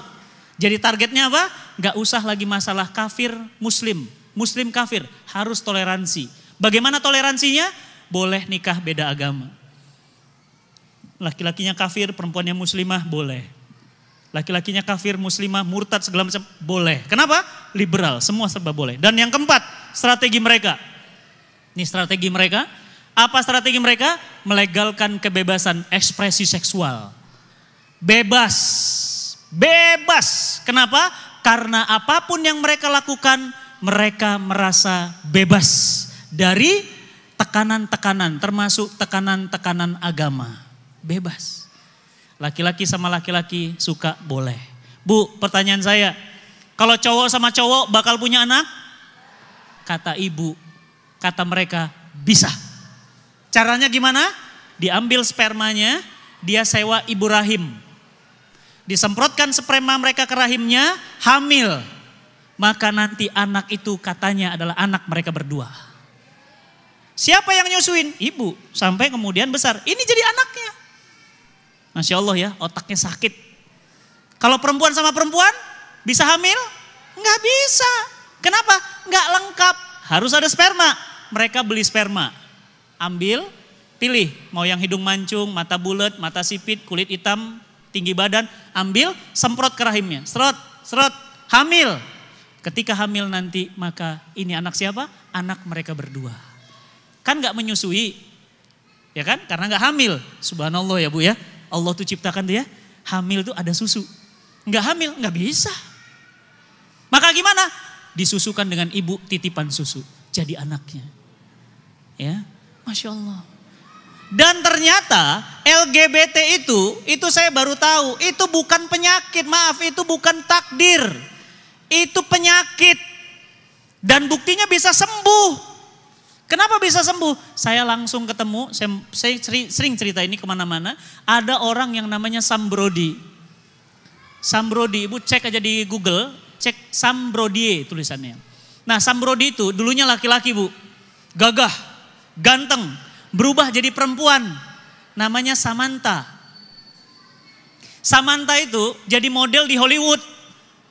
Cantik, wah pokoknya mah kalau bapak-bapak ngelihat naksir lah. Padahal apa? Cowok. Berubah jadi cewek, dagunya, matanya bagus. Ya perempuan lah, hidungnya, bibirnya semua operasi total jadi cewek. Kaya raya, punya rumah mewah di Inggris. Pulang ke Indonesia resah. Kenapa resah? Aku ini laki-laki apa perempuan ya? Kok hidup begini ya? Kok aku kaya tapi gak bahagia ya? Akhirnya gimana Bu? Masuk Islam. Alhamdulillah sahadat masuk Islam. Beliau kemudian berubah jadi laki-laki lagi. Kumisnya dipanjangin, jenggotnya dilebatin, gym, jadilah laki-laki lagi. Sekarang sudah punya anak 2, cewek. Apa kata dia? Ustadz, yang namanya LGBT itu penyakit, bukan takdir, bukan rahmat, bukan kutukan. Itu penyakit dan penyakit itu menular. Hati-hati. Hati-hati Pak, jangan ngeremehin ya. Nularnya dari mana Mas? Dari pergaulan dan dari tontonan. Hati-hati Bu, sekarang fatalnya, bahayanya tontonan itu ada di handphone kita masing-masing. Sudah nonton? Ada seorang anak yang lagi duduk di kursi kuning, nonton video XX, di kirinya bapaknya, di kanannya ibunya. Dia lagi nonton asik, ternyata orang belakang memvideokan. Dan itu dikirim jadi viral. Ternyata apa? Begitu ditonton, bapak ibunya enggak ngeh. Kenapa? Jangan-jangan itu koleksi bapak ibunya. Ditonton sama anaknya, sejak kecil otaknya sudah rusak hancur. Bu, saran saya, jangan ada handphone untuk anak kita. Kalaupun ada, dibatasin. Kenapa? Dan jangan main-main handphone kita itu. Tulisan, teks, foto, video, itu ditonton oleh anak-anak kita. Oleh karena itu, saya ingatkan ibu, saya ingatkan bapak, di grup saya, ada grup kajian. Itu ada ibu yang anaknya diberi handphone.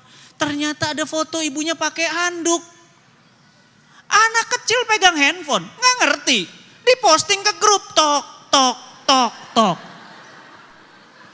Sama orang kajian di grup dibuka, cek, astagfirullah, foto apa ini, foto apa, upload, cabut. Begitu dicabut, ya sudah sebar. Kan WhatsApp kan baru-baru ini aja bisa menghapus. Dulunya kan gak bisa dihapus. Ya gimana, ya ditonton orang. Langsung ibunya, Masya Allah, ibu gambar nangis. Mohon maaf, itu foto saya, anak saya pegang handphone. Bu, itu aib bu. Anak kita itu Masya Allah, jangan kasih. Berapa banyak anak-anak sekarang rusak otaknya gara-gara handphone. Main game, bonusnya apa? Perempuan pakai bikini. Apa hubungannya? Ini ujung-ujungnya. Nah, oleh karena itu ibu-ibu yang dirahmati Allah, strategi yang kedua, yang terakhir. Bagaimana agar umat Islam itu setelah liberal, setelah sekuler, bagaimana agar umat Islam jumlahnya sedikit? Mereka kontrol populasi. Bagaimana caranya? Satu, mereka cegah usia dini nikah. Jadi nikah jangan usia dini. Masih ingat lagunya Pernikahan Dini? Pernikahan dini bukan cintanya yang terlarang, betul. Tapi waktunya yang belum tepat, betul ya? Kok Ustadz hafal ya? Sampai saya hafal, kenapa? Saking keselnya. Jadi apa? Nggak boleh nikah dini. Tahu dari mana ramenya? Anak Ustadz Arifin Ilham. Namanya Alvin. Pada saat Alvin menikah usianya 17 tahun. Anaknya sudah tinggi besar, sudah dewasa, mateng anak Ustadz. Nikah 17 tahun. Masya Allah netizen ngebully. TV ngebully. Semua Komnas HAM bicara. Anak 17 tahun nikah kacau. Anak 17 tahun nikah tercela, pokoknya semua kecaman. Bu, pertanyaan saya, kalau Alvin nikah 17 tahun, 20 tahun lagi Alvin usia berapa? 37 tahun. Anaknya usia berapa? 20 tahun. Ayahnya 37, anaknya 20. Gimana? Kalau ngomong nyambung? Kalau teman? Nyambung. Diskusi? Enak. Coba suami ibu. Nikah usia 40. 20 tahun lagi. 60. Anak ibu 20. Pantasan kalau jalan, ayo nak. Enggak. Kenapa? Sama kakek-kakek. Kalau diskusi, enggak nyambung. Gini nak. Papa mau ngomong. Papa mah enggak nyambung, diskusi mah suka enggak connect. Papa mah udah lola, tuh kan. Kenapa? Ibu udah tua. Ya bu. Saya itu nikah telat bu, harusnya saya kemarin 25, ini geser dikit ke 26, sekarang saya udah 40. Jangan bilang awet muda bu. 40, anak saya sekarang sudah 13 tahun, diskusi nyambung. Bang gini nak, nanti kalau gini-gini, ya bi, yuk bareng yuk, ayo main kuda, panahan, temenan, kenapa? Karena ayah sama anaknya deket, ngobrolnya nyambung, ayahnya sehat, anaknya muda. Coba bu bayangkan, kalau nikah usia 17 tahun, 20 tahun lagi anaknya berapa? Mungkin bisa 10, mungkin bisa 5, ya enggak? Pertanyaan saya, kalau nikah umur 40, 20 tahun lagi berapa anaknya? Ibu 40 nikah gimana? Ya sudah selesai. Jadi mereka itu berencana untuk apa? Mencegah nikah usia dini. Tapi apa? Zina boleh. Keluar kata-kata. No AIDS, free sex, oke, with condom, boleh. Jadi nggak apa-apa nak, kamu lakukan saja. Yang penting jangan hamil, ya. Nih pakai, ini bebas, ini rusak. Kalau rumah tangga kita, anak kita gini gimana? Hancur bu, ya, Masya Allah. Nah, apa cara mereka yang kedua? Sterilisasi keluarga muslim, karena mereka tahu dalam Islam dianjurkan punya banyak anak. Dianjurkan punya banyak keturunan. Mereka sterilkan. Yang laki-lakinya vasektomi, yang perempuannya itu bektomi. Rahimnya gak berfungsi, laki-laki masih berfungsi bisa berhubungan tapi nggak ada spermanya. Oleh karena itu Bapak Ibu yang dirahmati Allah, inilah strategi-strategi mereka menghancurkan keluarga-keluarga muslim. Dan apa yang dampaknya? Dampaknya, efeknya, satu, keluarga-keluarga muslim maka konflik keluarga di mana-mana. Ibu udah dengar berita dari Kementerian Agama, setiap tahun perceraian di Indonesia meningkat 300%. Cerai, gampang cerai. Ya, dikit-dikit cerai, Masya Allah. Ya. Kemudian perselingkuhan di mana-mana, perzinahan, tadi ya menolak hubungan, ya iya. Apalagi aborsi, homoseksual, dan muncul persoalan-persoalan kependudukan. Kenapa? Akibat minimnya angka kelahiran. Jadi orang sekarang itu beda sama zaman old. Orang tua kita anaknya berapa? 7, 11, 12, 13. Sekarang 2, 1. Udah cukup, capek, Masya Allah. Bu, Ibu tahu Bu, seorang wanita yang melahirkan, menyusui, membesarkan anaknya dan kemudian dia wafat dalam kondisi itu. Apa kata Rasulullah? Dia setara dengan syuhada. Syuhada itu apa Bu? Matinya syahid. Masya Allah, memang ribet. Saya juga tahu, kenapa? Saya juga punya anak Bu. Tahu saya ribet, makanya apa? Istri gak usah ditambahin bebannya. Udah cukup. Anak saya dua-duanya laki-laki. Yang satunya umur hampir 12 tahun, 13 tahun. Sekarang mau 13 tahun. Adiknya itu baru 1,5 tahun. Kok jauh banget Ustadz? KB ya? Enggak Bu, ngapain KB. Jadi gimana? Allah yang ngasih begitu. Ini tadi malam Masya Allah. Mohon doanya ya Bu. Ada flu ya. Kaget juga ada flu kayak gitu ya. Saya pernah dengar katanya flu Singapura. Ya, flu Singapura tuh gimana? Dia flu, dia kayak cacar, tapi cacarnya hanya tangan, kaki, mulut. Pernah dapatnya di Singapura, jadi katanya pernah satu apartemen itu, langsung satu apartemen itu kena semuanya. Anak-anak bayi, biasanya yang kena itu usia 7 sampai 7 ke bawah. Ya. Ribet, namanya ngurus anak ribet, tapi jangan lupa pahalanya besar. Orang tua sekarang gak mau ribet. Nah, oleh karena itu, ibu-ibu, bapak-bapak, maka solusi kita terakhir, satu, apa solusinya? Tafakuh fiddin. Apa itu tafakuh fiddin? Ibu, bapak harus fakih urusan agama. Apa itu fakih urusan agama? Ngerti Islam, ngerti hukum. Nih alhamdulillah nih, belajar, catat, rekam, nanti di rumah didengerin lagi, ngomong mas suami, mas, ya deh. Tadi aku ngaji sama Ustadz Fatih, ternyata aku baru tahu kayak gini gitu hukumnya nggak boleh ya. Berarti ini hukumnya boleh, ini nggak boleh. Oh gitu ya. Ya udah coba kita tanya yuk, diskusi. Tafakuh fiddin. Fakih Bu dalam urusan agama. Mama, aku mau nanya. Tadi malam aku mimpi.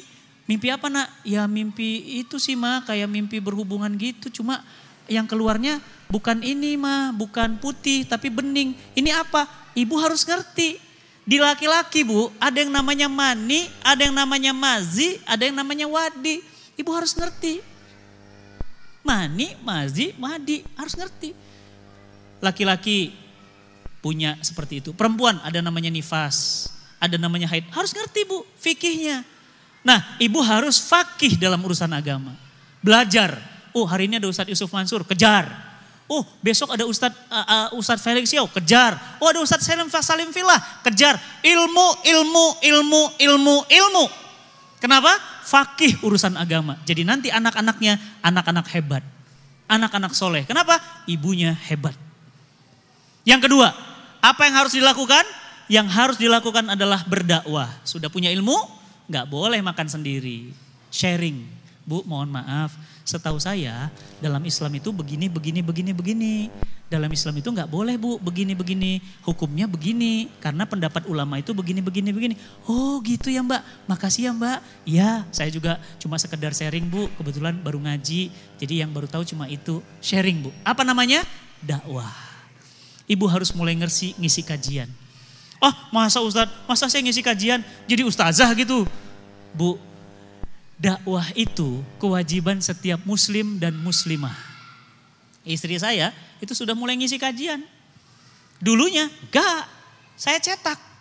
Suami fungsinya apa? Membimbing istri, mendidik istri. Istri isinya sudah penuh. Saya bilang apa? Gelasnya sudah penuh. Umi sekarang wajib membagi-bagikan gelas yang penuh ini. Alhamdulillah. Istri saya ngisi rutin di Bintaro. Ada yang di Bogor, ya di Tangerang sini belum. Nanti takut macet lagi jauh. Ya, jadi gimana? Ya ke Bintaro paling ngisinya. Alhamdulillah istri sudah mulai ngisi, sudah belajar bahasa Arab. Ibu belajar Bu bahasa Arab. Ibu belajar tahsin. Ustadz pantes ya, saya kalau belajar saya baca Quran di rumah Ustadz. Kalau baca Quran suami saya selalu pergi gitu. Saya bilang apa suami saya ada jinnya ya? Bukan ada jinnya Bu, baca Quran ibu gak enak. Jadi suami ibu mual gitu. Makanya belajar tahsin supaya panjang pendeknya, mahrojnya enak. Ya. Nah, yang ketiga, harus ada penerapan syariah. Kenapa? Kalau tidak ada syariah, Indonesia ini akan hancur. Hukuman bagi pezina. Kalau dia belum menikah, dia dicambuk 100 kali cambukan. Nih. Ibu tahu 100? Der. 100 kali Bu. Sini. Siapa mereka? Melakukan seks pranikah, belum nikah. Kalau belum nikah tapi belum nikah ya. Kalau kita sudah menikah. Kalau sudah menikah gimana? Ada bukti? Ada. Ada saksi? Ada. Ada bukti semua lengkap? Lengkap. Adukan pengadilan, digali lubang, dimasukkan ke dalamnya, ditutup tinggal kepalanya ditutup kain, dilempari batu sampai mati. Jedar. Hukuman bagi pezina. Ustadz kok serem banget? Serem gak Bu? Serem gak? Kok serem? Bu, kalau ibu keluar naik motor, tiba-tiba di ujung ada polisi, ibu takut gak? Ibu takut berarti ibu ada masalah.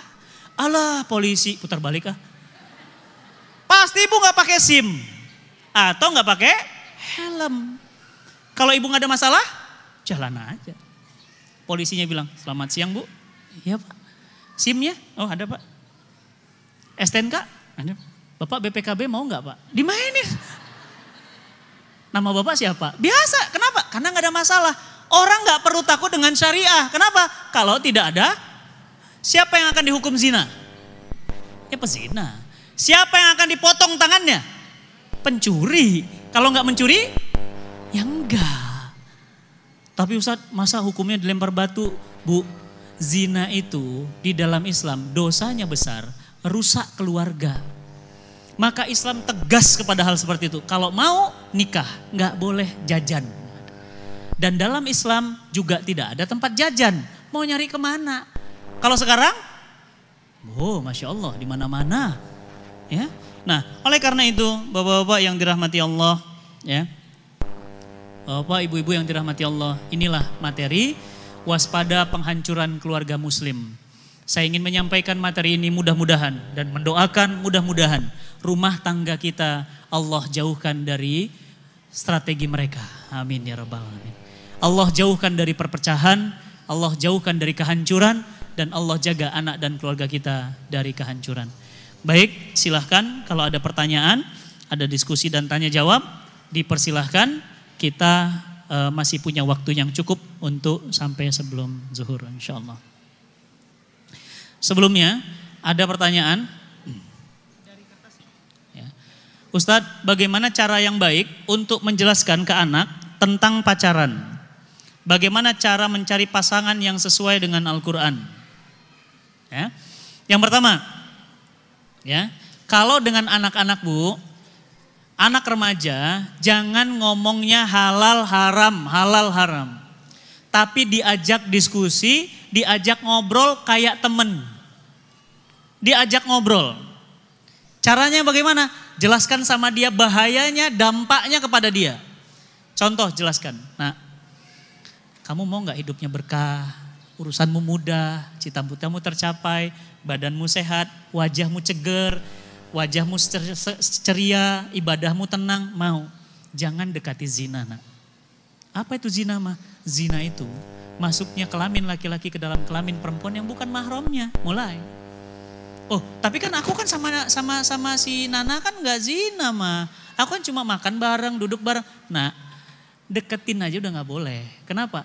Karena awalnya kamu memang nggak gitu, tapi awalnya makan bareng, duduk bareng, pegang tangan. Dan laki-laki pegang tangan perempuan itu beda energinya. Awalnya kamu cuma makan bareng, boncengan bareng, main bareng. Lama-lama kamu akan mengarah ke sana. Nah. Tapi gimana dong Ma, aku udah naksir sama dia. Nah sabar, kalau memang kamu naksir sama dia, kamu memang sudah cocok sama dia. Sekarang kamu kelas berapa? Sekarang aku semester kelas SMA kelas 3, sabar. Kalau memang kamu sanggup, nanti insya Allah kalau udah kuliah dan jangan ada interaksi dengan dia, nanti mama dan papa bicarakan lebih lanjut. Nah, kemudian gimana? Anak ini harus belajar Islam. Supaya apa? Dijelaskan kepada dia bahwa apa? Konsekuensi jadi seorang laki-laki adalah jadi seorang ayah. Jadi orang suami. Dijelaskan Bu. Kalau perempuan gimana? Kalau perempuan dijelaskan juga. Apa? Nah, kamu mikir gak? Aib keluarga nak. Kalau ada apa-apa dengan kamu hamil. Kemudian kamu biarkan anakmu lahir tanpa suami karena dia lari dari kamu. Iya sih mah, ngeri juga ya. Oke, kalaupun dia tanggung jawab, ini nasabnya gak bisa nyangkut ke kamu karena kamu belum nikah sudah berhubungan. Astagfirullah. Terus gimana? Sabar nak. Ya bagaimana dong sabar? Yang pertama, jangan ada kalian berduaan. Jadi ajak ngobrol. Jadi jangan gak bisa Bu, anak sekarang gak bisa. Ibu masih ingat kemarin ada anak yang bunuh gurunya? Iya. Gara-gara apa? Cuma gara-gara gurunya bilang begini, itu kamu dari tadi ganggu terus temanmu ya? Sini, didatangin sama gurunya Bu. Karena lagi belajar kesenian, diambil chat.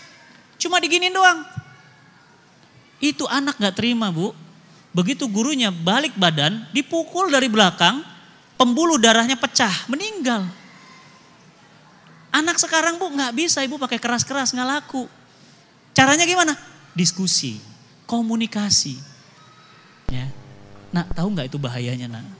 Sambil apa? Sambil beli buku. Ada Ustadz Felix Yao dan saya itu mengeluarkan buku bagus Bu, bisa didapatkan di toko buku ya Gramedia dan yang ada. Judulnya Udah Putusin Aja. Itu buku bagus, bentuknya kartun, anak-anak suka bacanya. Kalau bukunya teks tebal-tebal banyak ayat, mereka pusing Bu. Itu sengaja kami buat bentuknya gambar. Judulnya pun keren. Udah putusin aja. Warnanya ada yang pink, ada yang biru. Nah, untuk anak-anak ibu yang perempuan, ada juga kami buat buku judulnya ya, Yuk Berhijab. Itu juga sama, banyak gambar, banyak cerita dan zrep semuanya. Sehingga apa? Sehingga anak-anak itu senang bacanya.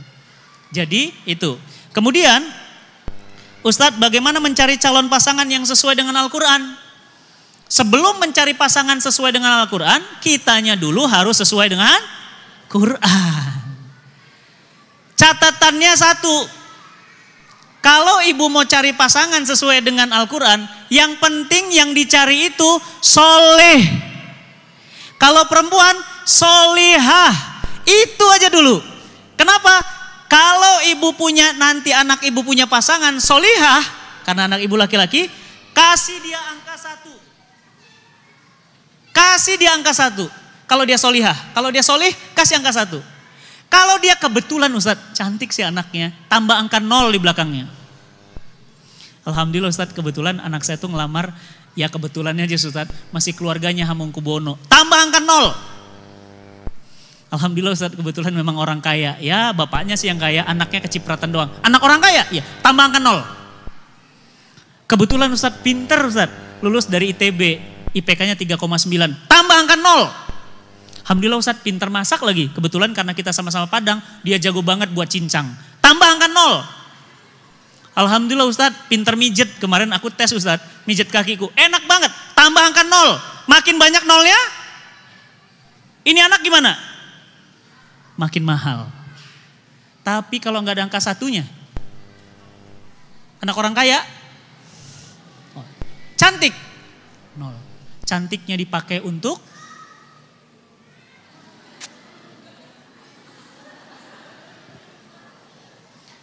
hayo Instagramnya isinya itu semua. Bu ya cerita lain gitu Bu. Bulu hidung, masalah mata, masalah alis, kadang jadi sincan. Kadang alisnya biru. Bu ya yang penting tuh soleh dulu. Ya Aagim, anaknya Aagim. datang ngelamar, yang ngelamar namanya Ustadz Yusuf, imamnya Masjid DT. Datangnya gimana?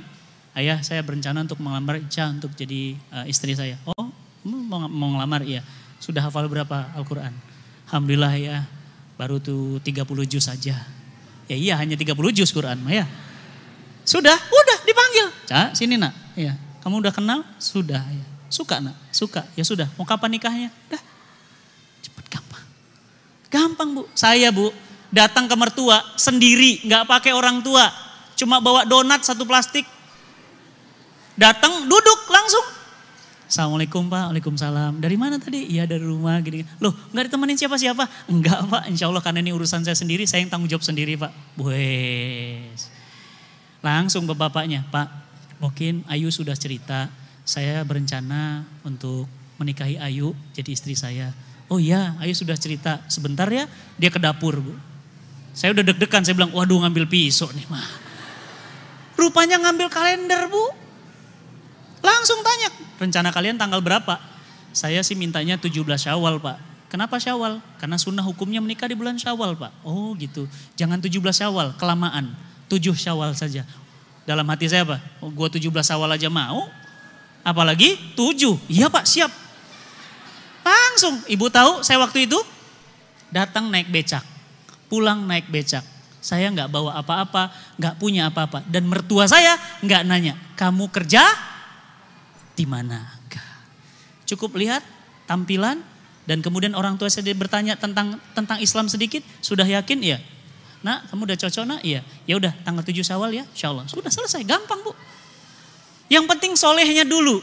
Kalau dia sudah soleh, syukur-syukur. Ustadz, alhamdulillah Ustadz, sudah soleh, ganteng. Itu bonus Bu, 0. Sudah soleh, anak orang kaya, bonus. Jadi bagaimana perintah Quran? Cari yang soleh, solihah dulu. Kalau sudah solihah, insya Allah Bu, aman Bu. Hijabnya terjaga, tatapan matanya juga terjaga gitu ya. Mulutnya juga terjaga. Udah pokoknya insya Allah tenang. Apa kata Rasulullah SAW? Nikahilah wanita itu karena 4 perkara. Cantiknya, agamanya, keturunannya, dan hartanya. Nikahilah dia karena agamanya, kamu pasti beruntung. Dan setelah saya nikah, saya baru tahu benar, ternyata agama membuat saya tenang Bu. Coba bayangkan kalau saya nikah karena kayanya. Wow sudah, ribut dengan duit tiap hari ceritanya duit, gak selesai-selesai. Ya, jadi itu.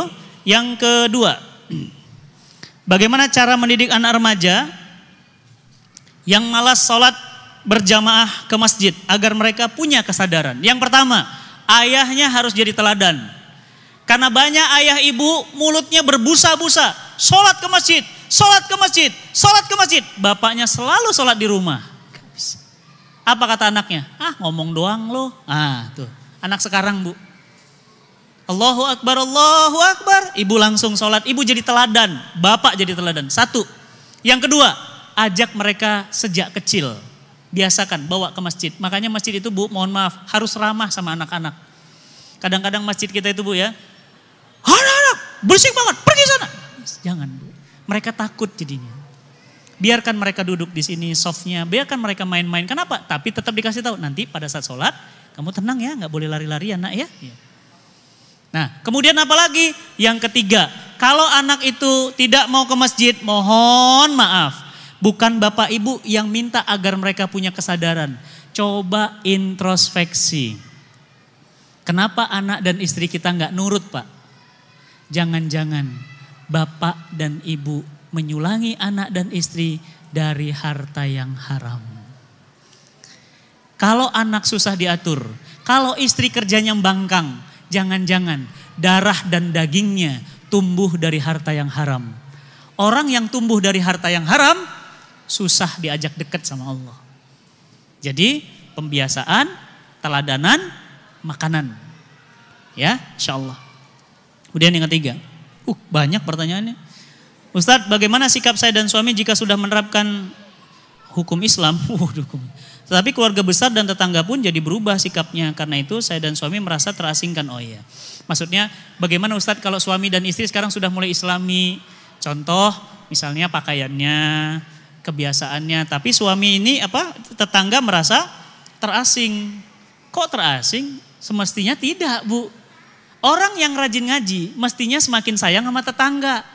Kenapa? Rasul sampai-sampai mengatakan 3 kali. Apa kata Rasul? La yu'minun, la yu'minun, la yu'minun.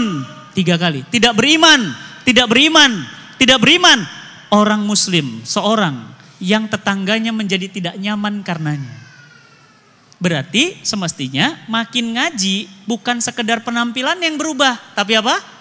Akhlaknya baik sama tetangga. Assalamualaikum Bu, Masya Allah. Tadi malam kayaknya pulang kemalaman ya? Iya, saya mohon maaf tadi saya ngidupin lampunya. Kuncinya nggak. Oh iya Bu, makasih banget ini kuncinya. Bu, nanti jangan lupa ya, mangga yang depan itu nggak usah Ibu yang motong. Kebetulan tukang potong saya ada, biar saya yang potong karena udah ke jalan. Baik dengan tetangga Bu.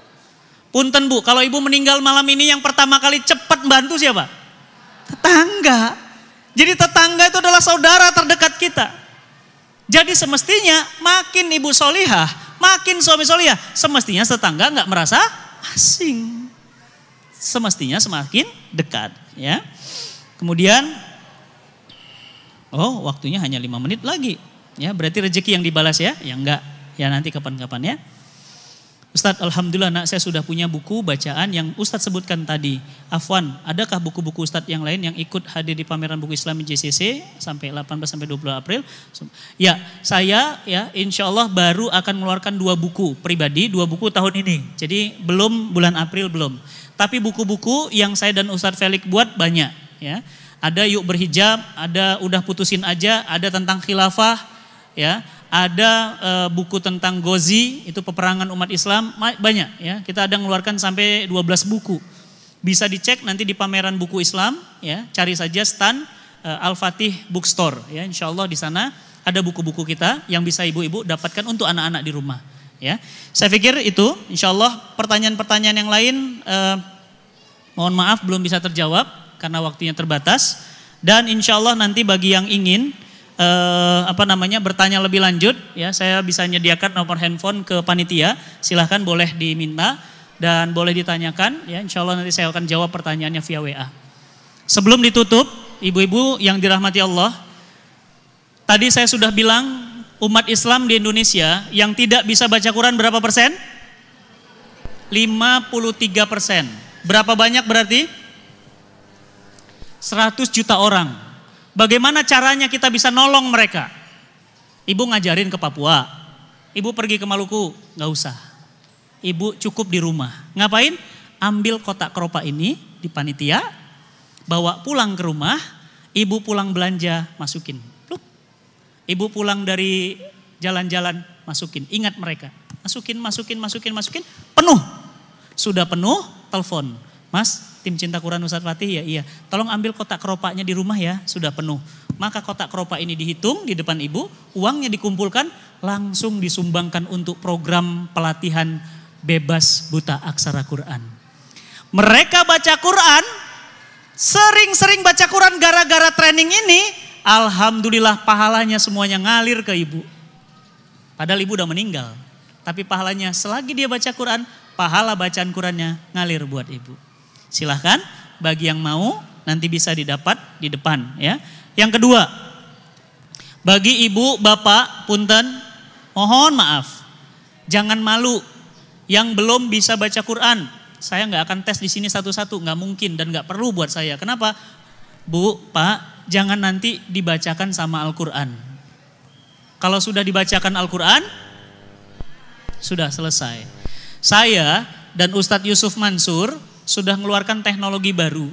Kalau suami ibu malu belajar, suami ibu malu untuk ngakuin bisa baca Quran, nggak bisa baca Quran, ini teknologinya pakai komputer, laptop. Jadi ambil VCD-nya, masukkan ke laptop, kita langsung di training di laptop. Jadi ada trainernya di dalam laptop.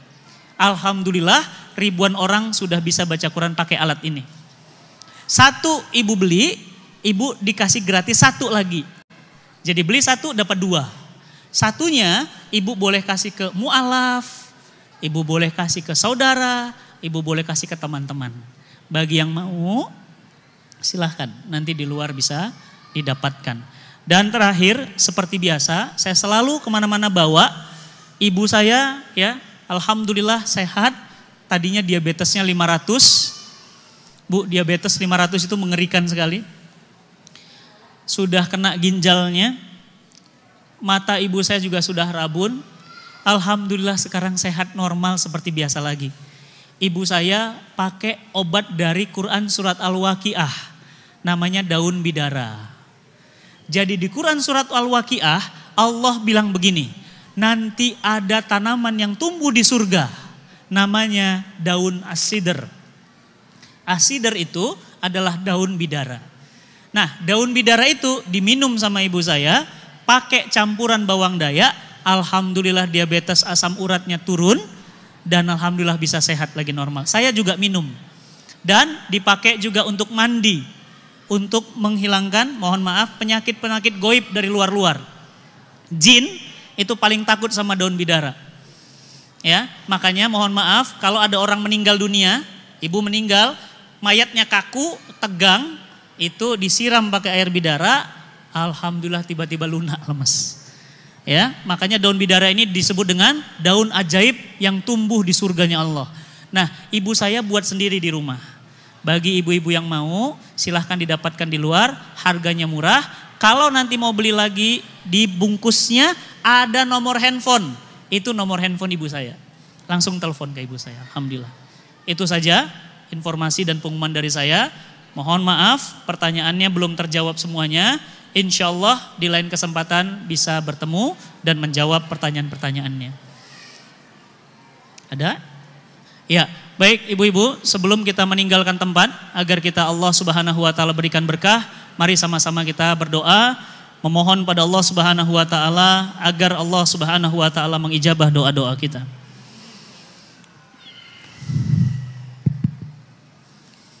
Ibu-ibu yang dirahmati Allah, bapak-bapak yang dirahmati Allah, mari sama-sama kita memperbanyak istighfar. Astaghfirullahalazim, astaghfirullahalazim.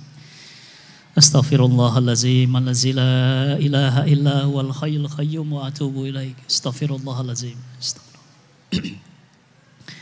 Mari sama-sama kita istighfar untuk dosa-dosa kita yang sudah terlalu banyak. Istighfar kita, istighfar. Astaghfirullahalazim, astaghfirullahalazim. Kita punya rezeki banyak tetapi kita sedekahnya pelit. Istighfar kita, istighfar. Astaghfirullahalazim, astaghfirullahalazim, astaghfirullahalazim.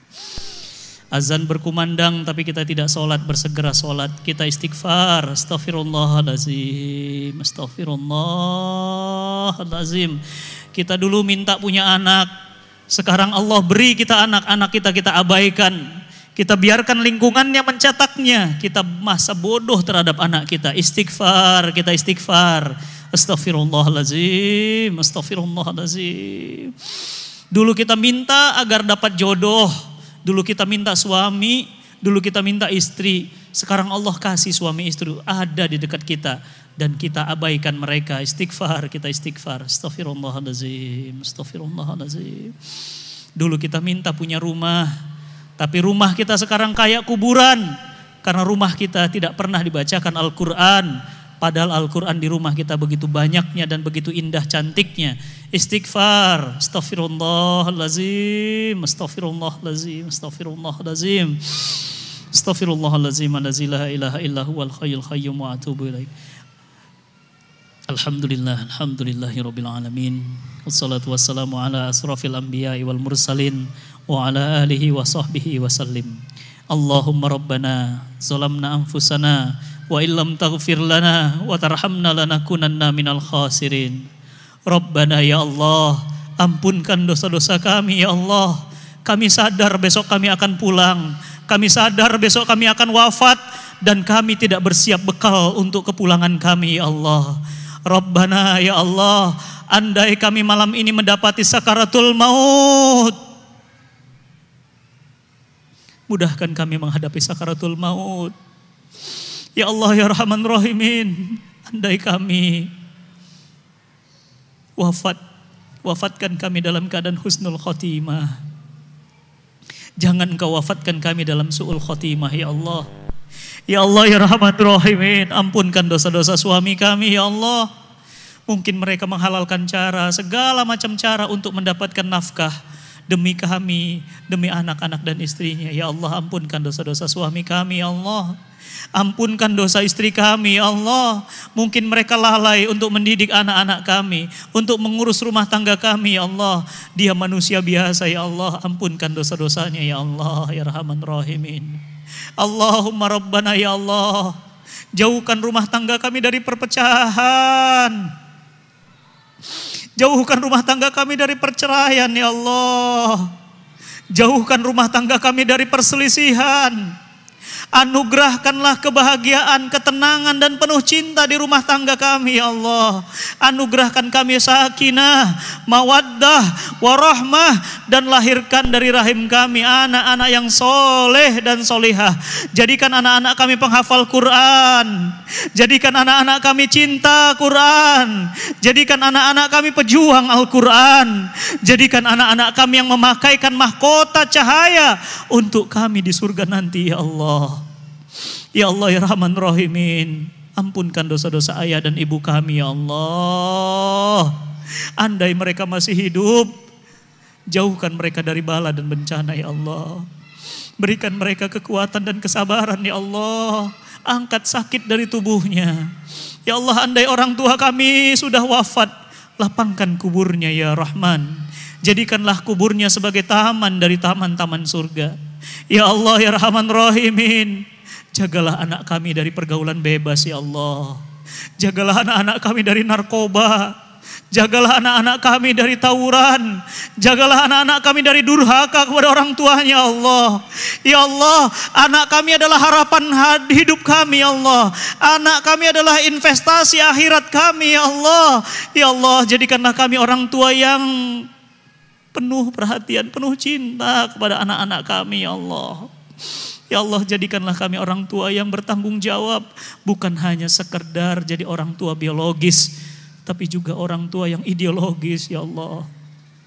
Ya Allah ya Rahman Rahimin, kelak kami pasti akan wafat ya Allah. Jangan kau wafatkan kami dalam keadaan maksiat. Jangan kau wafatkan kami sedang dalam keadaan tidak sholat. Wafatkan kami kami dalam keadaan sujud dan ruku. Wafatkan kami sedang menunaikan umrah. Wafatkan kami sedang dalam keadaan dekat denganmu ya Allah. Ya Allah ya Rahman Rahimin, bukakanlah pintu-pintu rizki untuk kami ya Allah. Engkau maha kaya ya Rahman, ya Razak, ya Alim. Ya Allah, lunasilah hutang-hutang kami ya Allah. Menjadi beban hidup kami ya Allah. Jangan kau wafatkan kami dalam keadaan berhutang ya Allah. Karena kami takut hutang-hutang kami menghalangi kami masuk ke dalam surgamu ya Allah. Ya Allah, bukakanlah pintu-pintu rizki dari langit. Andai ada di langit turunkan, andai ada di bumi keluarkan, andai jauh dekatkan, andai sulit mudahkan, andai haram sucikan ya Allah. Ya Allah ya Rahman Rahimin, bimbing langkah kami, bimbing hati kami, bimbing mata kami, telinga kami untuk senantiasa taat dan patuh padamu ya Allah. Allahumma Rabbana atina fid dunya hasanah wa fil akhirati hasanah wa qina azabannar wa qina azabannar wa qina azabannar bi rahmatika ya arhamar rahimin. Subhana rabbika rabbil izzati amma yasifun wa salamun alal mursalin walhamdulillahi rabbil alamin.